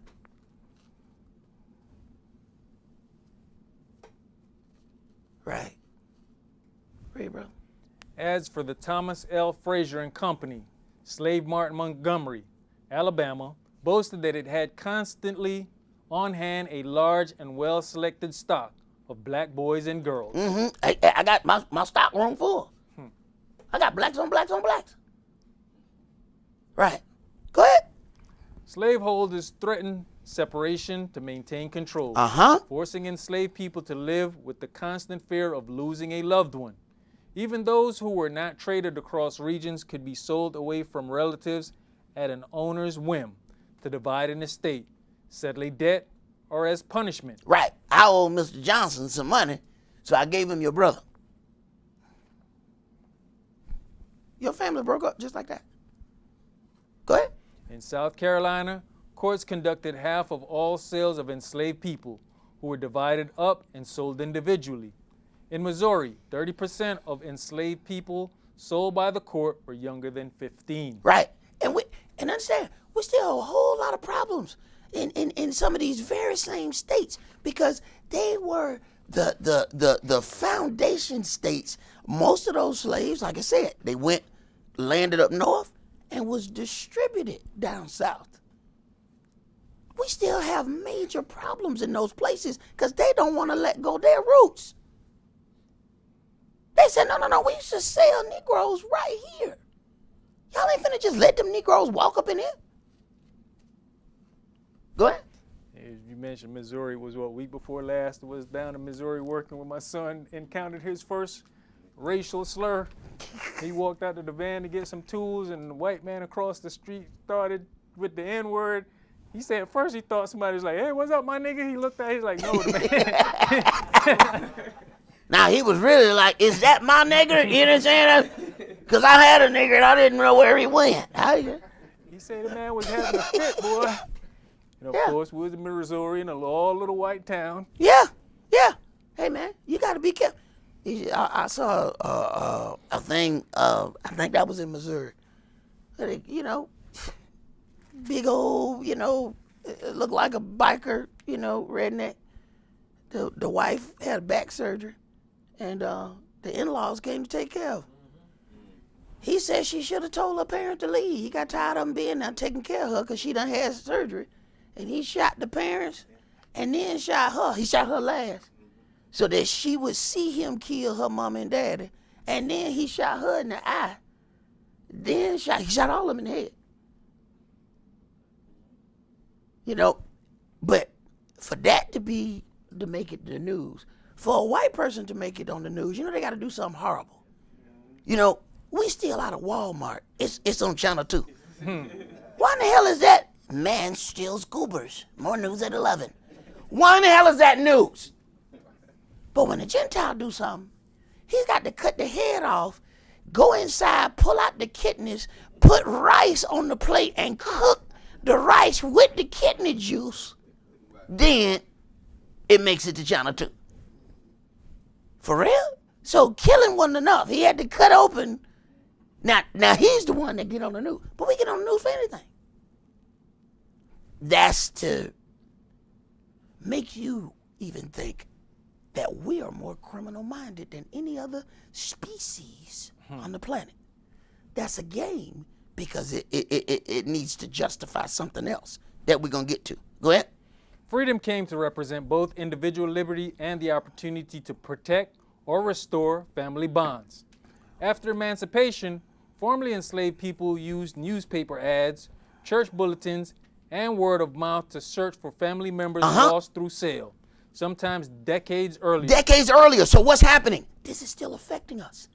So when I say my brother, understand something. To us, there's a real question. That might be my brother. I lost my family. When we say sister, no, I mean something different. Why do you think a Gentile is so happy when you say, what's up, brother? If you they understand what brother and sister mean more than some of us even understand. See, we don't forgot that we try to bury this. We were actually looking for our people. So when somebody calls you brother or sister, it is a term of endearment. I lost my brother. I lost my sister. When we see somebody and we say, hey, mama, you gotta understand, our people have been separated from their parents, from their children, from their mothers. So that's a term of endearment when you call a woman you don't know, hello, mama. They don't understand that because they didn't go through that. So when somebody tell me that we connected, I'm still trying to figure out how. Go ahead. Though often unsuccessful, their efforts illustrate the enduring bonds of family and the lasting pain of separation. All right. Let's go to Deuteronomy 28, and I want you to read verse 41. You shall beget sons and daughters, but you shall not enjoy them, for they shall go into captivity. You shall beget sons and daughters, but you will not enjoy them, for they shall go into captivity. Now, when people tell me we connected, I'm trying to connect these dots. Show me the dots, because I'm not seeing where they connect. So let's go to the next graphic, brother, and I want you to read this article. Rooted in slavery, prison labor, exploitation. Now, that's why you need to believe that you are more criminal-minded than anybody else, because there's a system created for you, and you need to even believe that you belong there. Go ahead. The United States has once again surpassed its own world record for incarcerating the highest percentage of its own population. Right. It's supposed to be the land of the free, but it's actually the land of the unfree. We talk about all these other countries. Nobody enslaves more of its own population than the United States of America.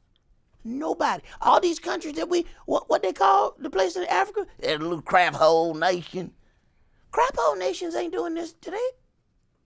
Citizens, only the land of the free. Keep reading.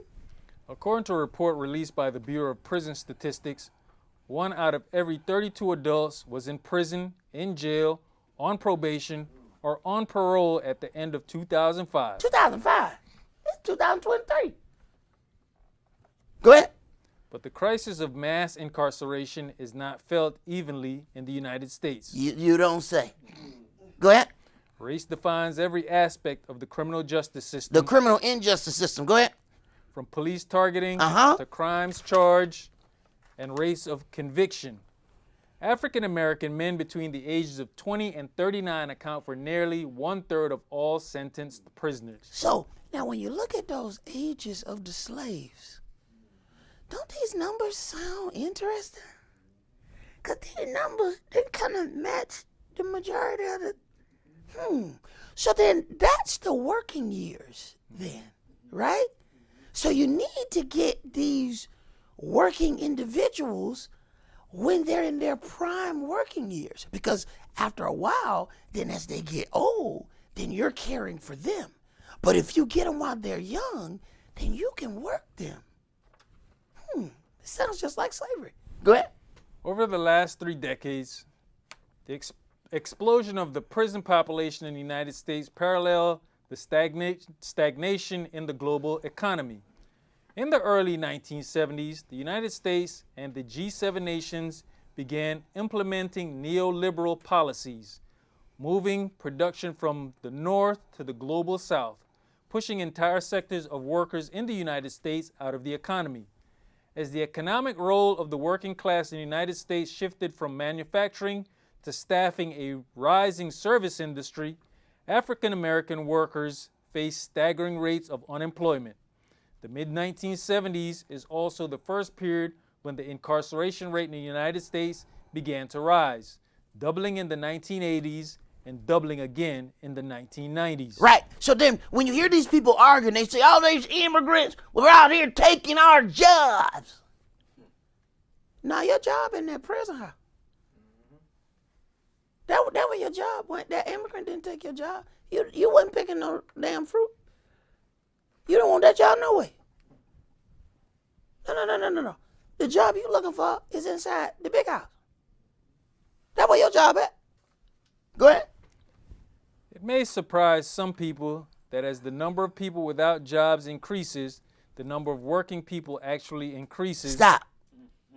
It may surprise some people that as the number of people without jobs increase, the number of working people increase. Now, how is that possible? Keep reading. They become prison laborers. Right.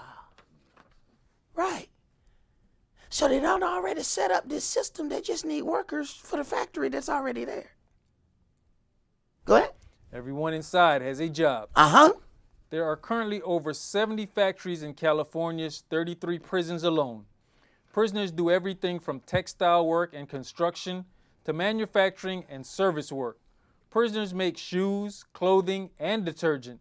They do dental lab work, recycling, metal production, and wood production. They operate dairies, farms, and slaughterhouses. So when you filled out that application and they wouldn't hire you, they were saying, well, I'm hoping you get locked up next month and then you'll be working for a nickel. You really will be my nickel. You know what I'm saying? That's my nickel. That's all I'm paying you, a nickel. Go ahead. United States prisons mirror free enterprise zones in Africa, Asia, and Latin America. So we have a third world country workforce that nobody will complain about because they're all behind bars. And we have been brainwashed to believe they deserve it. Go ahead. The prison is a reflection of the third world within the United States. Prisoners are not protected by minimum wage laws or overtime and are explicitly barred from the right to organize and collectively bargain.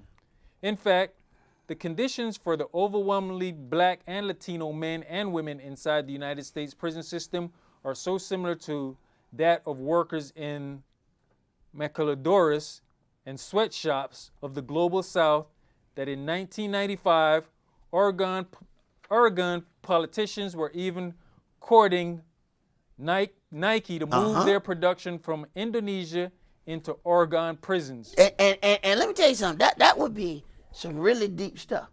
That you use the Negroes to make Jordans, and then all the Negroes in the hood buying Jordans.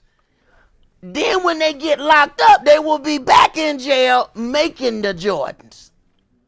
Ooh, they got a system for us, don't they? But I'm still trying to figure out how we alike. I'm still not getting that. I've been researching. I can't find it. Go ahead. We propose that Nike take a look at their transportation costs and their labor costs. Oregon State Representative Kevin Mannix explained in an interview with researcher Reese Ehrlich. We could offer competitive prison inmate labor in Oregon. Right. Let's go to the next graphic. Rooted in slavery, to understand the conditions that have allowed such an exploitative industry to develop, we have to look at the origin of the United States prison system itself. Uh-huh.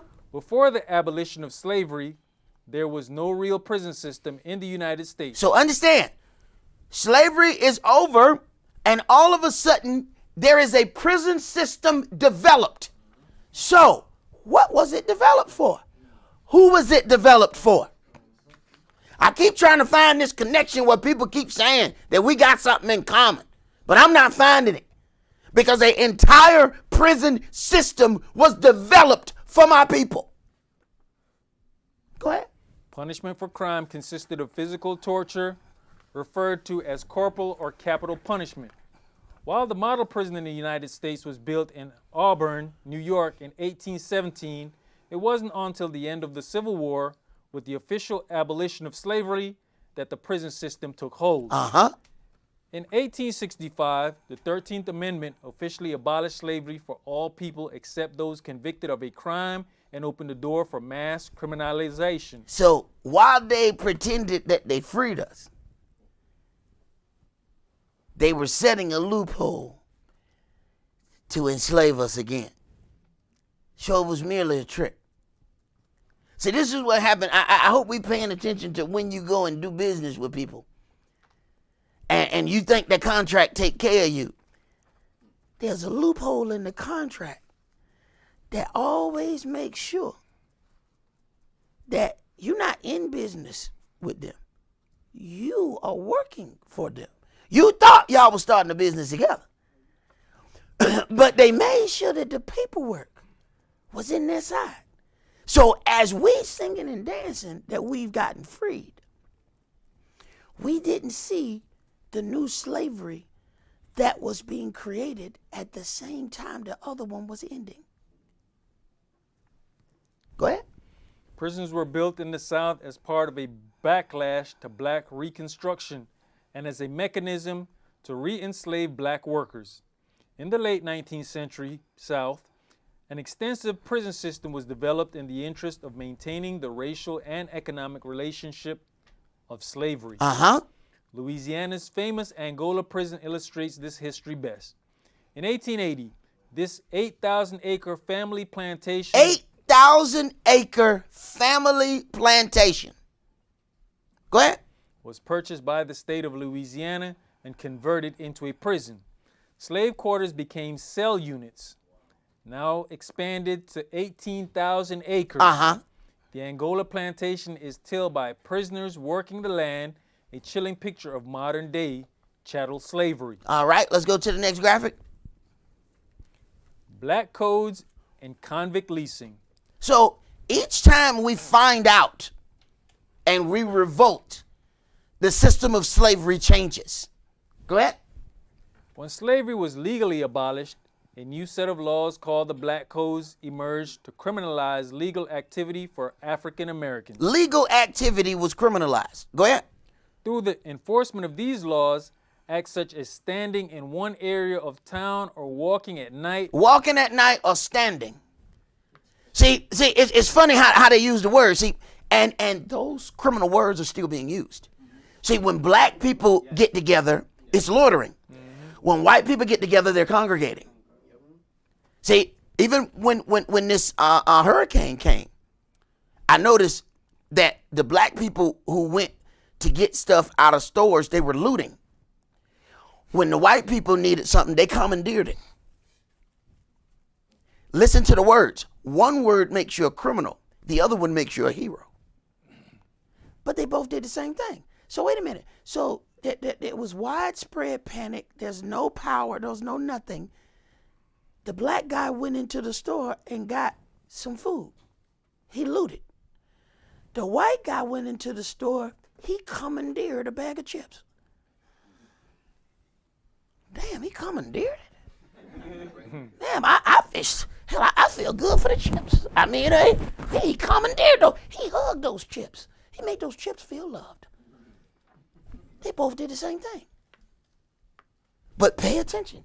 You know, it's codes in the wording. Go ahead. Acts such as standing in one area of town or walking at night, for example, became the criminal acts of loitering or breaking curfew, Uh-huh. for which African Americans were imprisoned. As a result of black codes, the percentage of African Americans in prison grew exponentially, surpassing white for the first time. For the first time. So wait a minute. Whites were the leading people in prison until we were freed from slavery.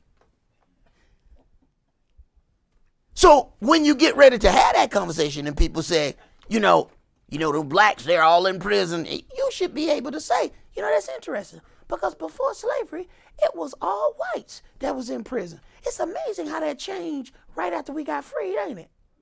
And just look at them. And be like, who taught that nigger? Go ahead. A system of convict leasing was developed to allow white slave plantation owners in the South to literally purchase prisoners to live on their property and work under their control. So you can't own slaves, but you can lease them. You can lease a slave. Yeah, we got a slave rent, but not own program. Go ahead. Through this system, bidders paid an average $25,000 a year to the state, in exchange for. And I hope you young boys is paying attention, because this was happening more to y'all. You would be in prison right now for standing out in front of the building, and then you busting rocks. Go ahead. In exchange for control over the lives of all of the prisoners.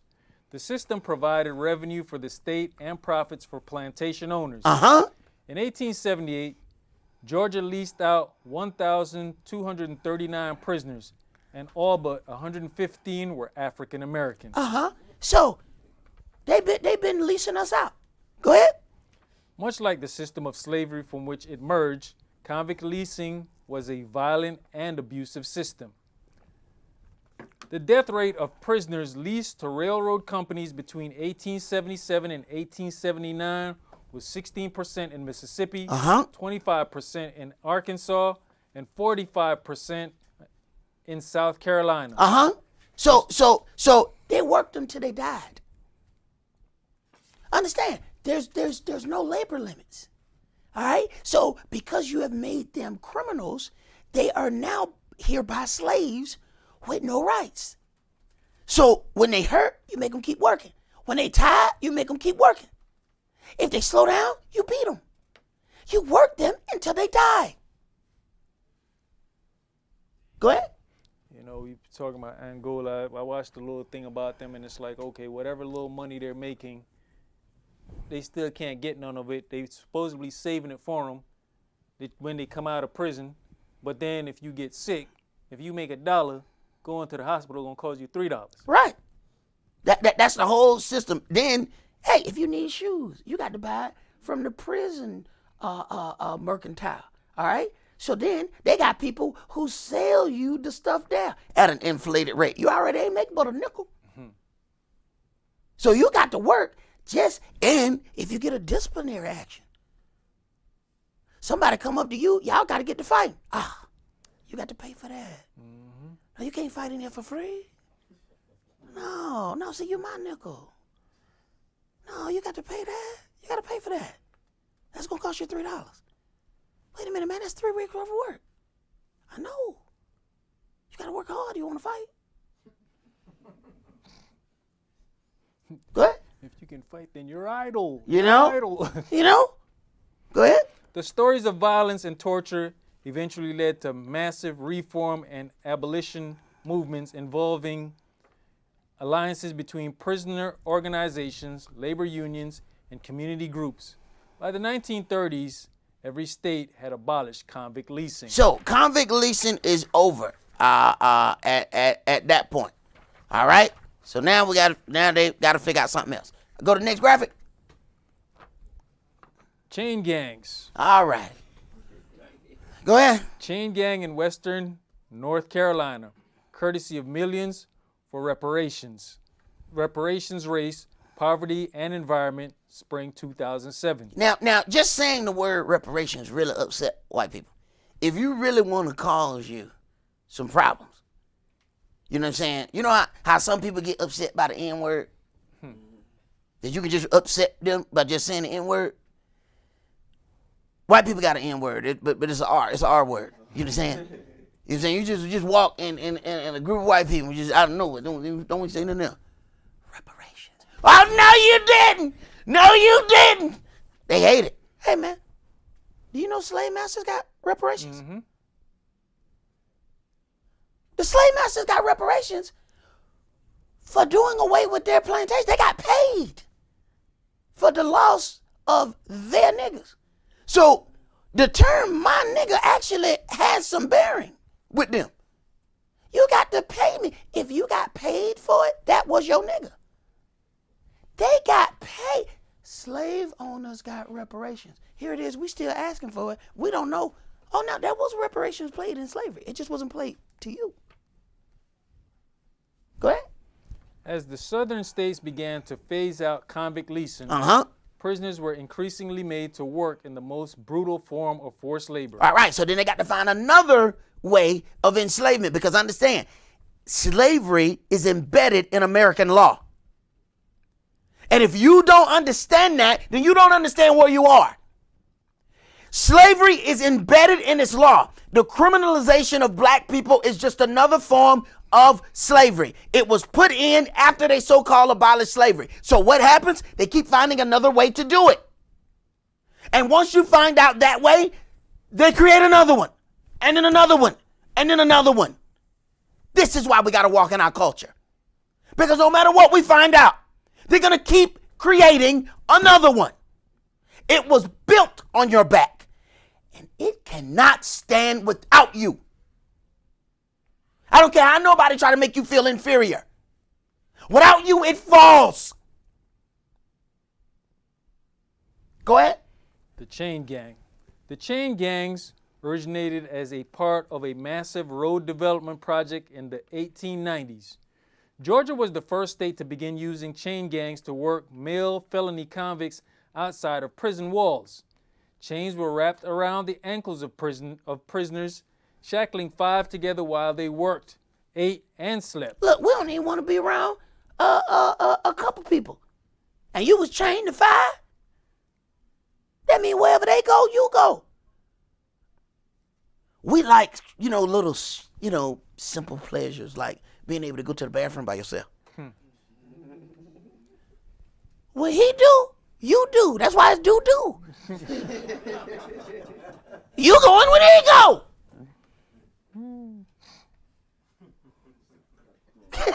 Go ahead, bro. Following Georgia's example, the use of chain gangs spread rapidly throughout the South. For over 30 years, African American prisoners and some white prisoners, they had to cut open some kidneys and put it in some rice. All the other ones did was just stay out late. Go ahead.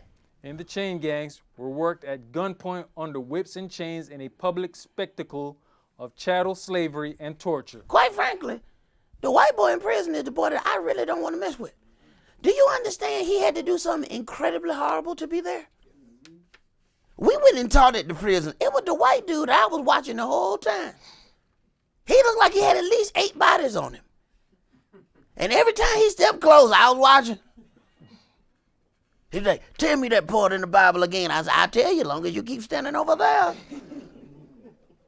And I'm talking about we had some mean black-looking dudes up in there. But I know if he in here, he done something 12 times worse than what they done tried to let him go. And he decided, no, I'm going to prison. Now, he made a decision, see, to go to prison. So when you see one of them, oh, you might not want to play with him. Because he done some stuff. Go ahead. Eventually, the brutality and violence associated with chain gang labor in the United States gained worldwide attention. The chain gang was abolished in every state by the 1950s, almost 100 years after the end of the Civil War. So we still thinking we free, and a whole nother system keeps coming out. And then you need to understand how disrespectful it is when somebody say we are alike because we've gone through slavery. You need to understand how disrespectful it is for those people to say that to you. You need to know that. It is extremely disrespectful for that to be said to you. Let's go to the next graphic. Prison labor exploitation in the 21st century. Just a few decades later, we're witnessing the return of all these systems of prison labor exploitation. Private corporations are able to lease factories and prisons, as well as lease prisoners out to their factories. We're right back at the same system all over again. So you go to what you think is a federal prison, and it's owned by a private company. Go ahead. Private corporations are running prisons for profit. Government-run prison factories operate as multi-billion-dollar industries in every state and throughout the federal prison system. In the most punitive and racist prison systems, we're even witnessing the return of the chain gang.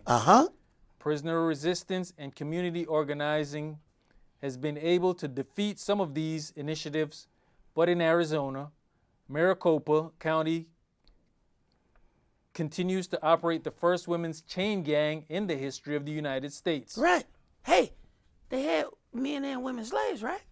Surely they're not just going to keep on letting this woman labor go unused. We got to use this labor too. Go ahead. Shifts in the United States economy and growing crisis of underemployment, and poverty in communities of color have created the conditions for the current wave of mass incarceration and the boom in prison labor exploitation. Right. So go and drop these guns and drugs off in the neighborhood. It will then fuel a nice little gang war. They'll start killing each other. The ones who living, we get to get them working in our prisons. It's a win-win for the powers that be. Let's give them gangster rap music so that they listen to murder, death, kill all day. So they will have no problem killing each other. Go ahead. In the Bayview Hunters Point neighborhood of San Francisco, a historically black community with an estimated 50% unemployment rate, the community is facing criminalization, incarceration, and mass displacement as a result of gentrification. Right, because we're going to take their land once they're not in it anymore. Go ahead. San Francisco, along with 8 other counties in California, is implementing gang injunctions, curfews, anti-loitering. Wait a minute, loitering is back. Loitering is back.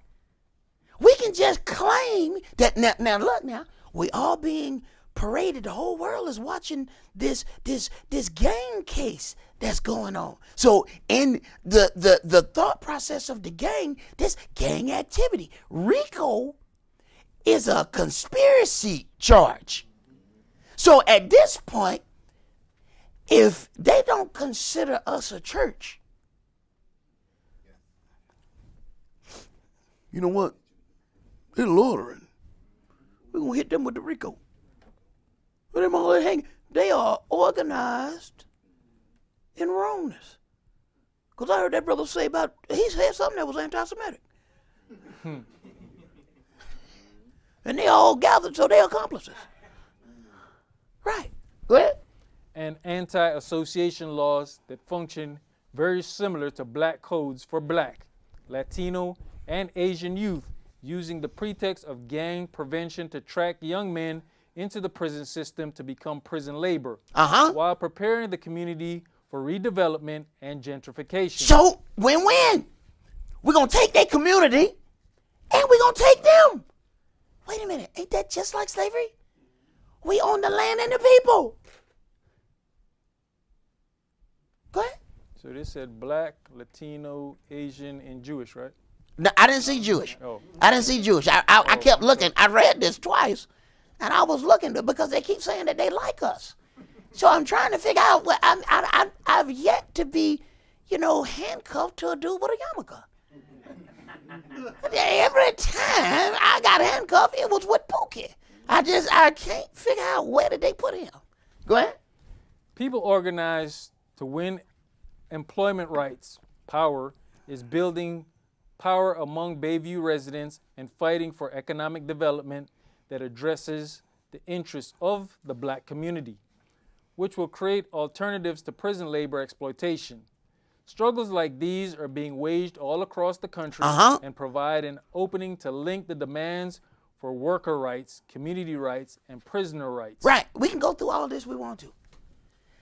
You were brought here as a slave to build a country.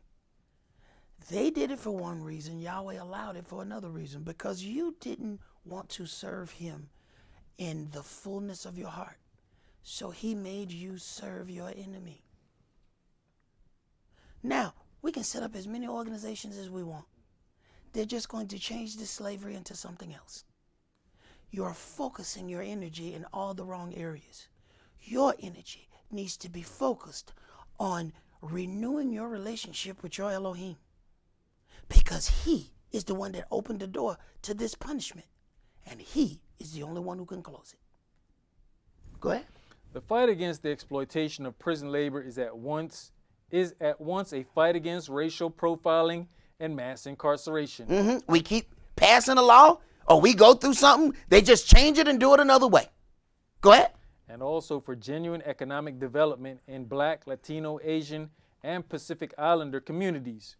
The labor movement in the United States has a responsibility to support prisoner unions such as the Missouri Prison Labor Union, which is fighting for higher wages and collective bargaining, and to challenge labor unions who dismiss prisoners as stealing jobs from the good law-abiding workers on the outside. Which at the end of the day, they are. But you stole them so they would steal it, so you can get a cheaper rate. But then blame everybody else for the problem. Jump to the next graphic. The imposters boast themselves concerning the strength of their families. They boasted how they're able to do business among one another and prosper financially.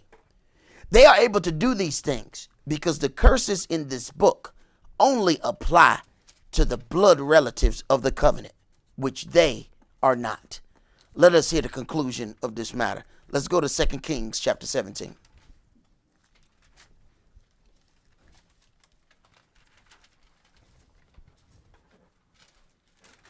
See, these curses were not put on everybody who enters the land of Israel. All right? You need to understand that. He didn't say everybody who goes into the land of Israel are going to receive these curses if they don't do these things. No. He said, you whom I've given it to are going to face these curses. This is where, once again, we get tricked. So we see they're in the land of Israel. They're doing all of these things. Yahweh's not punishing them.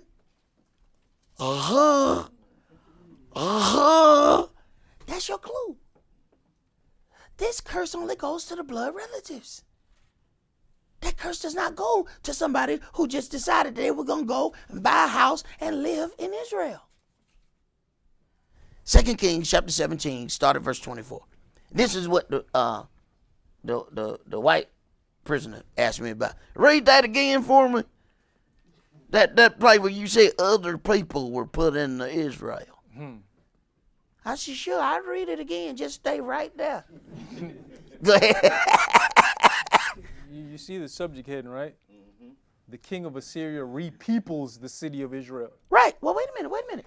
What did we read in the law? He was going to make you jealous with a people who are no people. So then, here are no people coming into your land.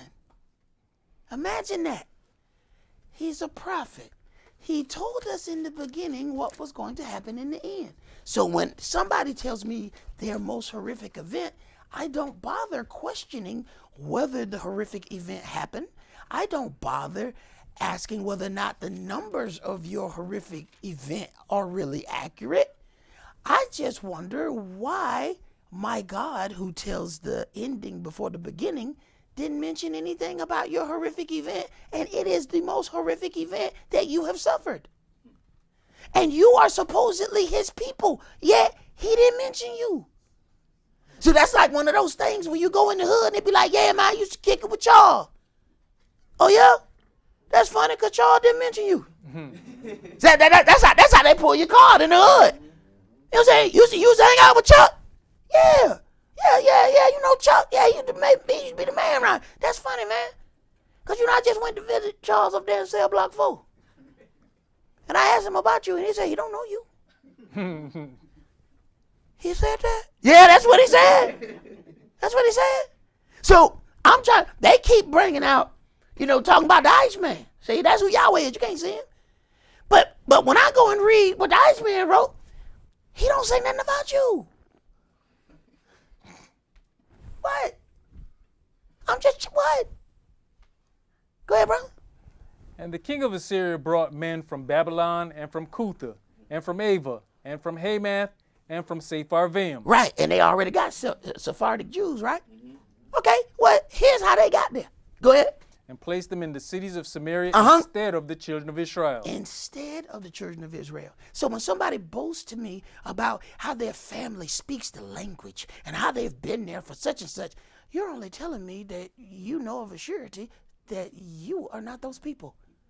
Thank you for boasting. Thank you. I really appreciate your boasting. You pretty much just confessed. Thank you for the confession. There's no need for a trial. Go ahead. And they possessed Samaria and dwelt in the cities thereof. And so it was at the beginning of their dwelling there that they feared not Yahweh. Therefore Yahweh sent lions among them, which slew some of them. Wherefore they spake to the king of Assyria, saying, the nations which you have removed and placed in the cities of Samaria know not the manner of the El of the land. They don't know Yahweh. Okay? So they got to at least have some form of respect for Yahweh so that he allows them to live. Go ahead. Therefore he has sent lions among them, and behold, they slay them, because they know not the manner of the El of the land. Then the king of Assyria commanded, saying, carry thither one of the priests whom you brought from thence, and let them go and dwell there, and let him teach them the manner of the El of the land. Right, which is something that we've always had to do. Look, I know you've been working here for 10 years, okay? But we just hired James, all right? Now, James dumps a box of rocks, all right? So we need you to teach him what you do, and then he's going to be your manager. A lot of us lost our job that day. Hey, his anger, we were like, well, I'm out! This happens to us over and over. This happens to us over and over. It still happens to us. I worked with a sister and that happened to her. We was in the office. She's doing the job because the white girl above her got sick. She had to have surgery. She's doing the job for months. She's holding down the whole department. They brought in another Caucasian who knew nothing about the department. Asked her, teach her how to be your boss. Them was the most uncomfortable 2 weeks. Oh, because she was like, no, I'm not doing that. Not only would you not hire me, that's bad enough that you wouldn't give me the job. But you're going to ask me to train the person who's going to be my boss. It was a hard 2 weeks. It was a hard 2 weeks. But this is what happens to us. And I'm still trying to find out how these people who keep saying that we have a connection, I'm trying to find where they at. Because I don't see this happening to them. Go ahead. Then one of the priests whom they had carried away from Samaria came and dwelt in Bethel, and taught them how they should fear Yahweh. Howbeit, every nation made gods of their own. You see what they're allowed to do? Now, we got punished for doing that. This tells you that this can't possibly be them. How are they able to have gay pride parades and still be in Israel? If we did it, we would still have the rainbow while we're on fire. Yahweh, the rainbow flag would have been the only thing that's still blowing. He wouldn't allow it with us, but they're allowed to do it. That is your clue. the curses only go on the blood relatives of the people. Go ahead. And put them in the houses of the high places which the Samaritans had made, every nation in their cities wherein they dwelt. And the men of Babylon made Succoth-Benoth, and the men of Cush made Nergal, and the men of Hamath made Ashima, and the Ivites made Nibhaz and Tartak, and the Sepharvites burnt their children in fire to Adremelech and Anamelech, the gods of Sepharvaim. Check this out. Because they make a show of keeping the truth of the God of Israel, they setting their kids on fire and Yahweh letting them do it. Now, when he says, I'm going to provoke you with a people who are not a people, do you understand how deep of a provocation it is that, wait a minute, Yahweh, you punished us for not keeping the Sabbath. They just set their kids on fire. Yahweh, what? But you kicked us out. They burning their children. Yeah, I know. When you get back in my land next time, maybe you'll understand and follow your instructions. Go ahead. So they feared Yahweh and made unto themselves of the lowest of them priests of the high places. And ain't that what they did? Ain't that what they did? They don't even read out of the Torah no more. See, we got the Talmud. You see, they read out the Talmud, and then, see, the Talmud says that you can do, it is one of the most sick, twisted, if somebody ever translated for you, if you read it, there's something wrong by the time you get to the end. It's like looking at a horror movie and expect you not to be affected after you've gotten to the end. Like there's some things in your mind that you're going to look at differently after looking at certain things. Okay? After you read some of these opinions, it's just a bunch of opinions, and some of the thought process, why would anybody even be discussing some of this crap? That's because you don't want to be in this Torah, because it's going to prove who you are not. So you got to read out of something else. This is exactly what he said in the beginning. I'm going to punish you with a people who are not a people. I'm going to make you jealous. I'm going to let these people claim to be you. I'm going to pull these people. Imagine you come home from work. You done did a double shift. You tired as a mug. You come home. Who the hell is that in my house? No, not just one person. No, your whole family's gone. Okay? Your wife gone, your kids gone. That ain't even your damn dog. That's another dog. It's a whole family there. Who are these people? He said, no. I got the paperwork. This house belongs to Esaac ben Israel. And the person says, I know. It says it right here. I said, well, you need to leave. They said, no, I don't, because I'm Esaac ben Israel. I said, no, the hell you ain't. I'm Esaac ben Israel. They said, no, I'm Esaac ben Israel. Because you wouldn't follow the covenant of your Elohim. So I am you. Read, bro. Which sacrificed for them in the house of the high places. They feared Yahweh and served their own gods, after the manner of the nations whom they carried away from thence. On to this day, they do after the former manners. They fear not Yahweh. They fear not Yahweh. Go ahead. Neither do they after their statutes. They're not following any of the law, statutes, and commandments given by him, yet he allows them to stay. Why? Because this is what he told you he was going to do to you. I am going to make you jealous with a people that ain't even a people. Go ahead. Or after their ordinances, or after the law and commandment which Yahweh commanded the children of Jacob, whom he named Israel. Right, whom he named Israel. So, I hope we're paying attention.